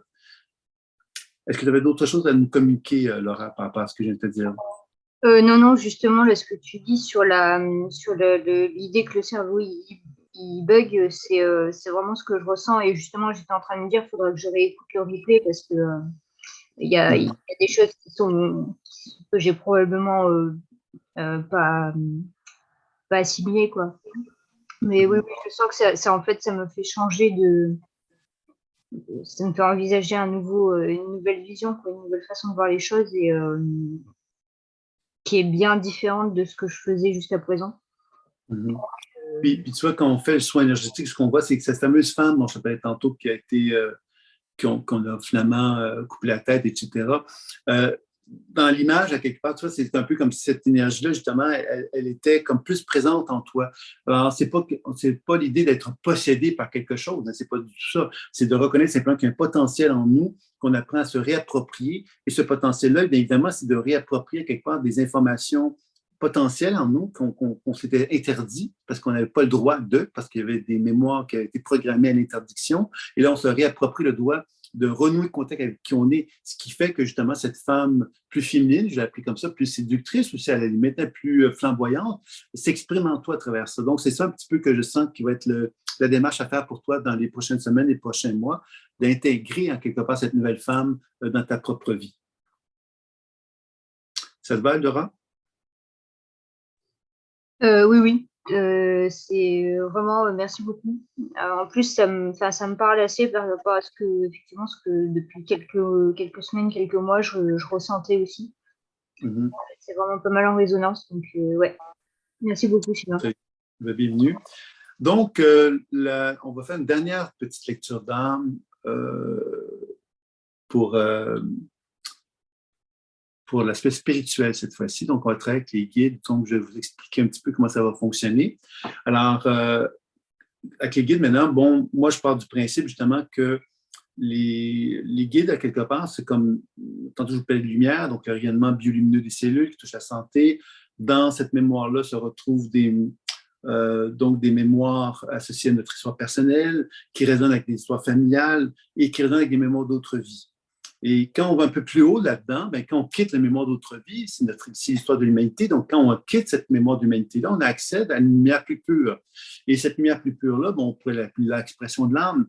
Puis on pourrait évidemment parler aussi de la relation avec les guides, puisque dans cette lumière-là, il y a une forme d'intelligence qui est omniprésente. Et quand elle est libérée de sa mémoire, cette lumière-là, bien, effectivement, elle est animée par un principe intelligent. Ce principe intelligent-là, bien évidemment, on peut travailler avec des guides à ce moment-là. Et c'est ça qu'on va chercher à faire avec un travail comme que je vais vous proposer à l'instant. Donc, si vous voulez bien, donc on va commencer. Alors, je vais regarder, parce que là, j'ai été trop vite. Ça a été un peu rapide pour moi. Il y avait la première personne qui s'est présentée, c'est iPhone. C'est une personne qui s'appelle iPhone. Voilà. Donc, je vais donc travailler avec cette personne-là pour commencer donc à travailler avec l'histoire des guides. Puis on va progresser comme ça. Puis s'il y a des questions, des interrogations qui viendront, bon, tu pourras intervenir, iPhone. Ça va?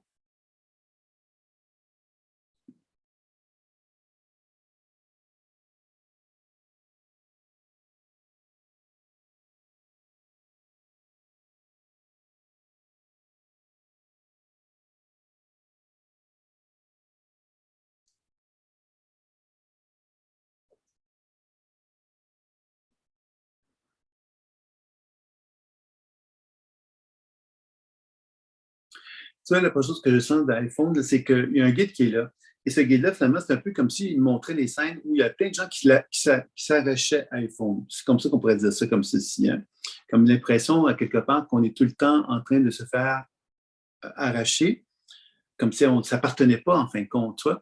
Puis que le guide, à quelque part, te prenait par les épaules, puis te figeait au sol, un peu comme s'il te mettait 2 pieds dans la terre, comme s'il voulait te faire comprendre qu'il fallait que tu apprennes justement à être davantage dans cette idée d'être vraiment figé au sol.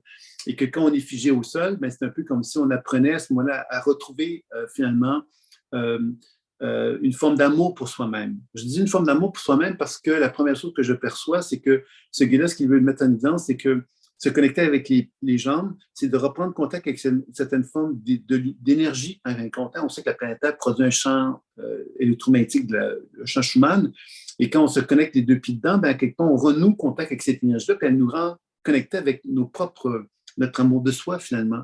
Et c'est un peu comme si ce guide-là, justement, t'a regardé dans les yeux et un peu comme si tu hypnotisais, en fin de compte, hein, puis te faisait part, justement, que l'amour de soi passait par le regard qu'on portait vers soi-même.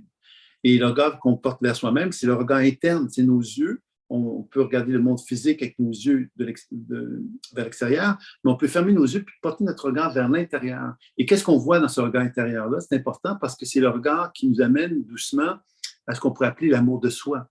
Et cet amour de soi, c'est quelque chose que tu dois apprendre à accueillir en toi parce que l'amour de soi, ça implique justement la vérité.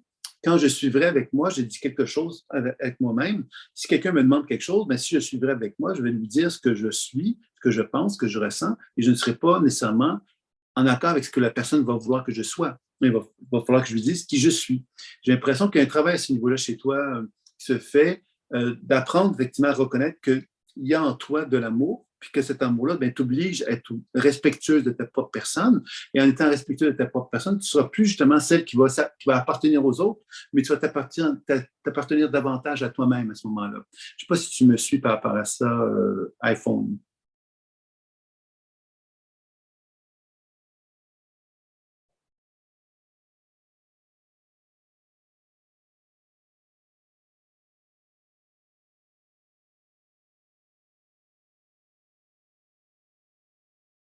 Ça, puisque le guide faisait continuer à faire par iPhone, j'attends sa réponse, mais je vais quand même poursuivre. C'est comme s'il mettait sa main dans le ventre d'iPhone. Oui, est-ce que c'est moi qui dois parler là? Oui, oui, si tu veux, oui. Oui, je suis d'accord avec toi, en fait. C'est ce qu'on me dit depuis pas mal de temps, mais je ne sais pas comment on fait, en fait. Comme je n'ai pas du tout reçu d'amour et que ben, j'ai un gros problème à ce niveau-là. Donc, j'essaye, je travaille énormément pour essayer d'avoir contact avec qui je suis, cet amour avec mon guide, mais c'est comme si j'étais bloquée et que je n'y arrivais pas du tout. Mm-hmm. Et toi, le guide, justement, ce que je suis en train de te dire, c'est qu'il met sa main au niveau de ton ventre. Et quand il met sa main au niveau de ton ventre, c'est comme ça, quelque part, il te disait justement qu'elle a libéré ce qu'on appelle des énergies. Finalement, tu sais, quand on dit on ne s'aime pas, ben, c'est un peu comme si, quelque part, il enlèverait des mémoires associées au fait qu'on ne s'aime pas. Et lorsqu'il enlève des énergies de la région de ton ventre, la première chose qu'on voit quelque part, c'est c'est comme des mémoires d'enfants, mais en même temps, il y a comme quelque chose de saccadé dans les images que je vois, un peu comme un enfant qui marche à quatre pattes, tu vois, mais on lui donne on lui crée des obstacles, tu vois, comme ça, quelque part, l'enfant était en créant des obstacles, mais c'était un peu comme ça, on lui donnait l'impression à l'enfant qu'il n'était pas capable. Tu vois, comme par exemple, il veut se déplacer, bien si on lui met des obstacles pour l'empêcher de se déplacer, bien, l'enfant a l'impression qu'il ne peut pas se déplacer, donc il n'est pas à la hauteur, il n'est pas capable de faire ce qu'il devrait faire. Alors, j'ai l'impression qu'il y a quelque chose comme une forme de... Comme si tu avais été capable, tu avais des ressources, si tu veux, mais en même temps, c'est un peu comme si l'encadrement dans lequel tu te trouvais ne te donnait pas l'opportunité de pouvoir justement faire appel à ces ressources-là, un peu comme si on t'avait inhibé en quelque sorte. C'est exactement ça. J'ai été empêchée J'ai été une enfant battue, une enfant maltraitée, et je n'ai pas reçu beaucoup d'amour. Enfin, voilà. Je suis désolée de l'apprendre. Non, mais c'est tout. C'est nettoyé, donc tout va bien. Mais en tout cas, et quand tu n'as pas reçu d'amour et qu'on t'a toujours dit que tu n'étais pas capable, en tout cas, pas à la hauteur, c'est surtout ça, pas à la hauteur. Et voilà. Et toi, le guide, qu'est-ce qu'il maintenant qu'il a enlevé cette mémoire-là de ton ventre, c'est comme ça qu'on pourrait l'écrire, comme s'il se remettait droit devant toi, mais il regardait encore, il portait son regard vers tes yeux, comme s'il y avait vraiment comme un regard de yeux à yeux. Puis là, il te dit que tu vas apprendre à accueillir l'amour. Toi, c'est un peu ça, comme ça qu'il te dit ça. Et il y a beaucoup d'intensité lumineuse dans son cœur et dans ses yeux. Et comme ça, quelque part, tenant par les bras, il t'envoie cette énergie-là d'amour dans ton corps. Tu vois, comme ça que je perçois ça, tu vois. Et quand il envoie cet amour-là, bien, il y avait vraiment comme des secousses dans ton corps, comme s'il y avait des spasmes nerveux qui se manifestaient, puis il y avait comme des boules d'émotions qui sortaient de ton corps, comme s'il y avait comme un peu comme une genre de un peu comme un exorcisme. On pourrait décrire ça comme ça quand je vois la scène, tu vois. Puis le guide te disait, lui, il t'invite à te détendre, à respirer en profondeur, puis de laisser justement ces émotions-là quelque part quitter ton corps. Et ces émotions-là sont toutes en relation avec des paniques, un peu comme un enfant qui se sent paniqué, qui se sent apeuré, qui se sent dans une position quelque part où il ne pourra jamais finalement exprimer qui il est, parce que quelque part, on ne lui en donne pas l'opportunité. Donc, il y a une espèce de profonde inhibition et frustration qui a pu se manifester à travers ça. Puis c'est comme si le guide, justement, lui travaillait justement à redonner de la lumière dans ton corps pour permettre justement une réorganisation de ton champ d'énergie, pour que justement, il y ait comme une femme, tu vois, cette femme-là, comment je l'aperçois, c'est une femme qui devient colérique, tu vois. Elle exprime de la colère parce qu'elle se rend compte justement qu'elle a le droit d'exprimer de la colère. Tu vois, c'est un peu comme j'ai de la colère, puis j'ai le droit d'avoir de la colère. Et que le droit de la colère, mais pour lui, le guide, c'est une façon de t'aimer. Parce que quand tu commences à reconnaître cette colère-là, tu te donnes la permission justement de reconnaître ton droit à exister.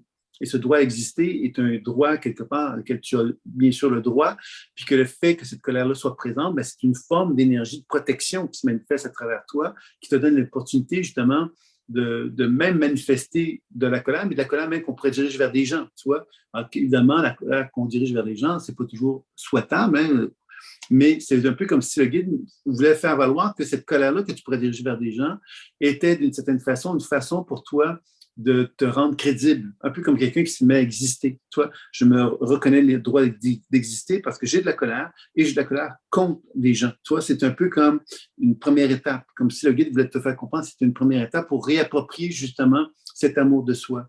Parce que l'amour de soi, quand on se permet d'avoir cette émotion que je viens de décrire, c'est comme ça créer un vide dans l'intérieur de toi-même et ça te permettait de te réapproprier le droit de te donner justement une certaine forme de douceur. Tu vois, la douceur, mais c'est comme un enfant qui est très doux, qui a beaucoup de compréhension des autres.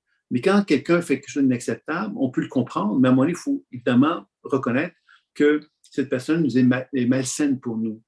Et je parle de ça parce que dans ta vie à toi, tu as certainement à apprendre à reconnaître qui est bien et qui n'est pas bien pour toi. Il y a des gens qui ne sont pas gentils pour soi-même. On n'a pas à tolérer que ces gens-là ne sont pas gentils pour nous. Hein. S'ils ne sont pas corrects avec nous, on ne doit pas accepter qu'ils ne sont pas corrects avec nous. Donc, on doit apprendre à reconnaître qu'on n'a pas envie, nous, de subir des situations, des relations, des gens qui ne vont pas se comporter en accord avec ce que nous, on mérite. Alors, j'ai l'impression que l'amour de soi passe justement par ce choix qu'on a à tout instant et à tout moment dans notre vie de dire non, je n'accepte pas ça. Donc, je vais aller dans une autre direction dans laquelle je vais trouver des gens qui vont finalement me donner ce dont j'ai besoin et ce que je mérite. Donc, il y a une forme de deuil là-dedans. Mais ce deuil-là, pour moi, quand il va se faire, il va être la preuve que tu vas commencer à t'aimer. Quand tu vas commencer à te permettre de dire non aux gens qui ne t'aiment pas ou qui ne se comportent pas en accord avec l'amour que tu devrais avoir comme dans un contexte de relation. Je ne sais pas si tu me suis par rapport à ça. Si, je te suis très, très bien, mais j'ai l'impression d'avoir déjà fait pas mal quand même. Les seules choses, c'est que sur la colère, pour moi, j'ai eu des parents assez dysfonctionnels, mais on me disait que j'étais toujours très en colère. Et après, on m'a dit, il faut calmer la colère, il faut pardonner, sinon tu n'iras pas bien. Donc, c'est vrai que maintenant, mon père est dans un déni terrible et ça ne sert à rien. De toute façon, il est... Bon, voilà. Et donc, j'ai préféré apaiser, lui envoyer de l'amour. Donc, est-ce que ça veut dire qu'il faut vraiment que je coupe définitivement et que je ne le vois plus et tant pis, ou c'est parce que il faut que je lui dise ces 4 vérités, même s'il n'arrête pas de me mentir, dire que c'est pas vrai, mais bon, voilà. C'est ça, j'hésite entre exprimer ma colère et pour la sortir ou faire la paix pour moi être en paix, quoi. Mais toi, ce que le guide me montre, c'est un peu comme toi, c'est comme s'il me montrait la bouche, comme on se tue, toi, dans la bouche, puis on retrouve notre ventre. Et retrouver notre ventre, c'est se respecter. Donc, ton père a le droit, lui, de ne pas être d'accord avec ce que tu exprimes, avec ce que tu dis, etc. Puis évidemment, tu pourrais prendre beaucoup de temps pour essayer de lui expliquer, puis lui aurait le droit de toujours te dire non, non, non, non. Tu perdrais beaucoup de temps comme ça, tu vois. Voilà. Alors, il faut apprendre justement à reconnaître à quelque part que si une personne ne veut pas entendre ou n'est pas prête à entendre ce qu'on a lui communiqué, ben, quelque part, on doit nous renouer contact, par contre, avec notre ventre. Et notre ventre, ben, à ce moment-là, qu'est-ce que ça implique, justement? C'est cette volonté de dire, ben, moi, j'ai envie d'exister dans l'amour que j'ai pour moi-même. Et à ce moment-là, on porte notre attention. Par exemple, notre père peut exister, on peut garder une relation avec lui polie, je dirais, mais on n'a pas à nourrir cette relation-là puisqu'elle ne nous nourrit pas, tu vois. Et dans ce sens-là, ça nous amène à reconnaître aussi que dans nos relations humaines, quelles que soient les relations qu'on peut avoir avec les gens autour de soi, on est obligé quelque part de reconnaître qu'on n'a peut-être plus envie de nourrir des relations qui ne sont pas des relations qui sont à la hauteur de ce qu'on est. Et c'est là, quelque part, que tantôt tu me disais, bon, avec ton père, bon, il faut apprendre à lui pardonner. Oui, ben, on pourrait apprendre à lui pardonner. Bien sûr, on pourrait apprendre à pardonner à telle autre personne, à telle autre personne, à telle autre personne, puis finalement se retrouver dans une situation merdique parce qu'on a pardonné à plein de monde qui ne correspond pas à ce que nous, on veut de notre vie. Tu vois? Ouais. À un moment donné, on doit reconnaître que oui, c'est bien, je peux pardonner, mais je n'ai pas à encourager ou je n'ai pas à nourrir une situation qui ne m'apporte pas le bonheur. Donc, je suis obligé de dire, je te pardonne, mais moi, je n'ai pas besoin de ça, donc je m'en vais ailleurs. Tu vois? Et c'est là, quelque part, que j'ai l'impression qu'il y a un travail qui est en train de se faire chez toi, qui est relié à la reconnaissance de ta personne et qui est douloureuse, parce que c'est ça le deuil. Quand on dit à quelqu'un part, je fais le deuil d'une situation, d'une relation, parce que je n'aurai jamais la relation que j'aurais souhaitée, ben, je suis obligé, quelque part, de reconnaître que je suis obligé de me retirer, puis je suis obligé de porter mon attention dans une autre direction. Et l'autre direction, ce qui est beau, c'est qu'elle nous ouvre la porte vers l'amour, finalement, vers ce que moi j'ai envie, ce que j'ai envie de construire, ce que j'ai envie de créer comme relation, que j'ai envie de développer. Alors, je vais donc chercher des relations qui vont refléter mon intérieur, puis cette envie que j'ai de pouvoir développer des belles relations. Alors, c'est ça un peu que je sens le virage que tu es en train de faire à ce sujet-là. Tout à fait. Mais ça veut dire qu'il faut faire un sacré élagage. Un sacré comment? Élagage. Oui, ben, je pense que des fois, ça peut être utile. Hein. Puis comme je te dis, cet élagage-là, quelque part, d'abord et avant tout, pourquoi tu vas le faire? C'est parce que tu t'aimes. Et ça, c'est la bonne nouvelle.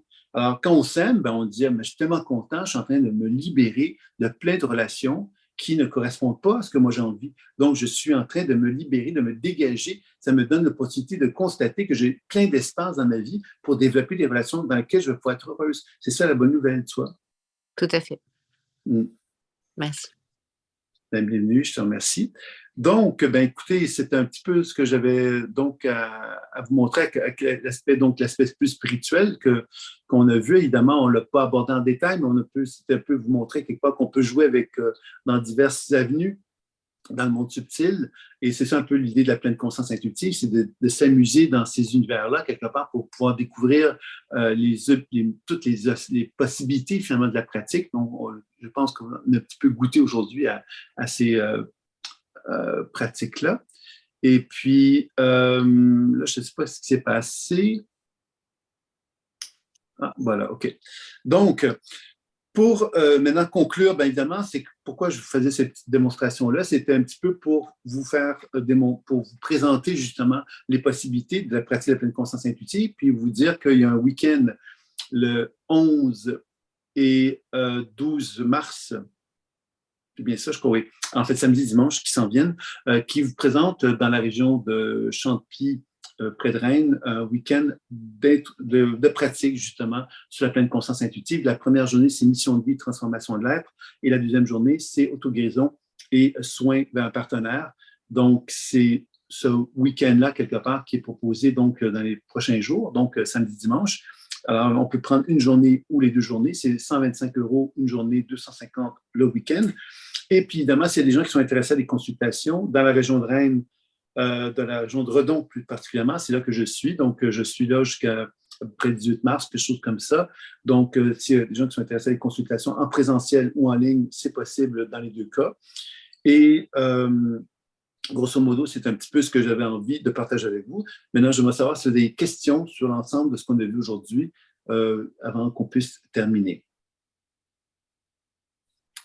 Alors, une question, Sylvain. Oui. Est-ce que vous savez faire la lecture des potentialités? Ben oui, en fin de compte, c'est la pratique de la pleine conscience intuitive, c'est sur les potentialités qu'on parle, en fin de compte. Que ce soit, par exemple, si quelqu'un vient me voir et elle est malade, ben moi, je vais lui faire part des potentialités de guérison qu'elle a. Donc, qu'est-ce que c'est un potentiel? C'est que dans l'esprit quantique des choses, on pourrait dire qu'il y a des énergies limitatives qui sont reliées à des programmations limitées, donc qui sont des programmations qu'on connaît, qui font référence à notre histoire, que notre cerveau a enregistré comme telles et qui nous rappellent effectivement qu'on ne pourra pas être mieux que ce qu'on a connu. Ça, c'est vraiment l'aspect limitatif des choses. Maintenant, qu'est-ce qui nous intéresse dans la pratique de la pleine conscience intuitive, c'est de mettre en évidence la notion du potentiel évolutif. Et comment on va faire ça? On fait une lecture intuitive, déprogrammation et soins. Dans les déprogrammations et les soins, on met en évidence cette notion de créer de la mouvance dans l'énergie pour qu'elle puisse nous montrer les potentiels virtuels, les potentiels évolutifs qui animent l'individu. Et ces potentiels-là sont des potentiels. Donc, les potentiels, ça veut dire quoi? Ça veut donc dire que moi, en tant qu'être humain, je peux me rendre réceptif à des potentiels évolutifs, mais ces potentiels évolutifs, je peux très bien ne jamais être capable de me donner l'opportunité de les vivre. OK? D'ailleurs, c'est ce qui explique d'ailleurs pourquoi on va avoir des voyants, puis les voyants vont nous parler des fois d'un avenir potentiel, mais qu'il ne se réalise jamais. On va dire, ah, ben, ce n'était pas un bon voyant, il ne m'a pas donné de bonnes informations. Ce qu'on ne comprend pas, c'est que ce sont des potentiels qui peuvent être présents dans notre champ énergétique, sauf que si nous, on ne fait pas un travail quelquefois sur nous-mêmes pour pouvoir accompagner le processus, ben, on reste figé, on reste prisonnier de certaines limitations. Donc, c'est ça un peu que je dirais. Donc, tout le travail de la lecture intuitive, c'est vraiment de chercher justement à travailler dans l'idée qu'il n'y a rien de figé dans notre énergie. On doit apprendre justement à renouer contact avec la fluidité. Plus la fluidité est présente, plus on favorise donc la transformation et faire émerger donc les probabilités d'un potentiel meilleur, d'un potentiel évolutif meilleur en soi. Et c'est pourquoi, évidemment, qu'existent les thérapies. Hein. Pourquoi les thérapies existent? Bien, évidemment, les thérapies, elles sont pour objectif d'aider une personne à se sortir des limitations qui sont en elle et de mettre en évidence les potentiels virtuels qu'on reconnaît en soi. Quand je reconnais que moi, je pourrais être quelqu'un d'extraordinaire, ben, cette possibilité de me reconnaître comme étant quelqu'un qui a certaines composantes là, qui feraient que je me sentirais mieux dans ma vie, ben, ces composantes-là sont un devenir. Et ce devenir-là, de quelle façon je peux le concrétiser, je peux l'actualiser, c'est ça, quelque part, que toutes les formes de thérapie ont l'objectif de manifester. Et dans la pratique intuitive, bien évidemment, on cherche à donner l'information à une personne par la lecture intuitive et des prémails et soignés pour rétablir donc les flots d'énergie, pour amener la transformation à prendre forme davantage chez une personne. Voilà. Est-ce que vous auriez d'autres questions avant qu'on termine? Oui, il y a d'autres questions sur le chat. Oui. Quand je suis un peu perdu là. Attends, je vais aller voir moi aussi, parce que j'avais fermé le chat, moi. OK. Bon, j'imagine que les lectures sont terminées. Oui, évidemment, là, j'avais fait un petit tour des applications, les grandes applications de la pratique. Là, on a fait un petit peu le tour, donc ça s'arrête ici. Lors d'une consultation, pouvez-vous éclairer sur le chemin professionnel à prendre? Bon. Alors, lors d'une consultation, pouvez-vous éclairer le chemin professionnel à prendre? Oui. Comment ça va faire? C'est que dans le prix d'une consultation, c'est 75 € pour 1 heure. Ça peut être par téléphone, ça peut être en présentiel, donc ça peut être par téléphone, ça peut être par Zoom aussi, bien sûr. Puis, évidemment, donc, selon la façon que les gens veulent procéder, il n'y a pas de problème. Par la suite, moi, je vais être à Paris. Et ensuite, je vais aller à Paris. Ensuite, je vais aller près d'Annecy. Et ensuite, je vais être en Suisse. Et ensuite, je vais être à Ronces-les-Bains. Et ensuite, je termine à Paris mon séjour. Donc, vous avez un peu une idée des options. Je ne serai pas dans le nord de la France, malheureusement, ou à la Belgique. Je suis désolé pour vous, mais ça peut se faire par téléphone, par Zoom. Donc, pour la question chemin professionnel à prendre, quand on commence un soin à une personne, on va chercher donc évidemment à voir des limitations chez cette personne-là. Quand on fait la lecture intuitive, déprogrammation et soins, on amène progressivement donc des transformations à prendre forme et évidemment, c'est là qu'on peut être en mesure d'éclairer une personne sur le chemin professionnel à prendre parce que justement, on va mettre en évidence le mouvement de son énergie et ce mouvement-là va nous manifester un chemin, une voie, une route qui va nous permettre de proposer à une personne un chemin plus précis dans sa vie professionnelle. Sans qu'elle en parle, ou quelquefois, évidemment, ça a des demandes très spéciales, bien évidemment, on va pouvoir y répondre aussi, bien sûr, d'une façon plus précise à ce moment-là également.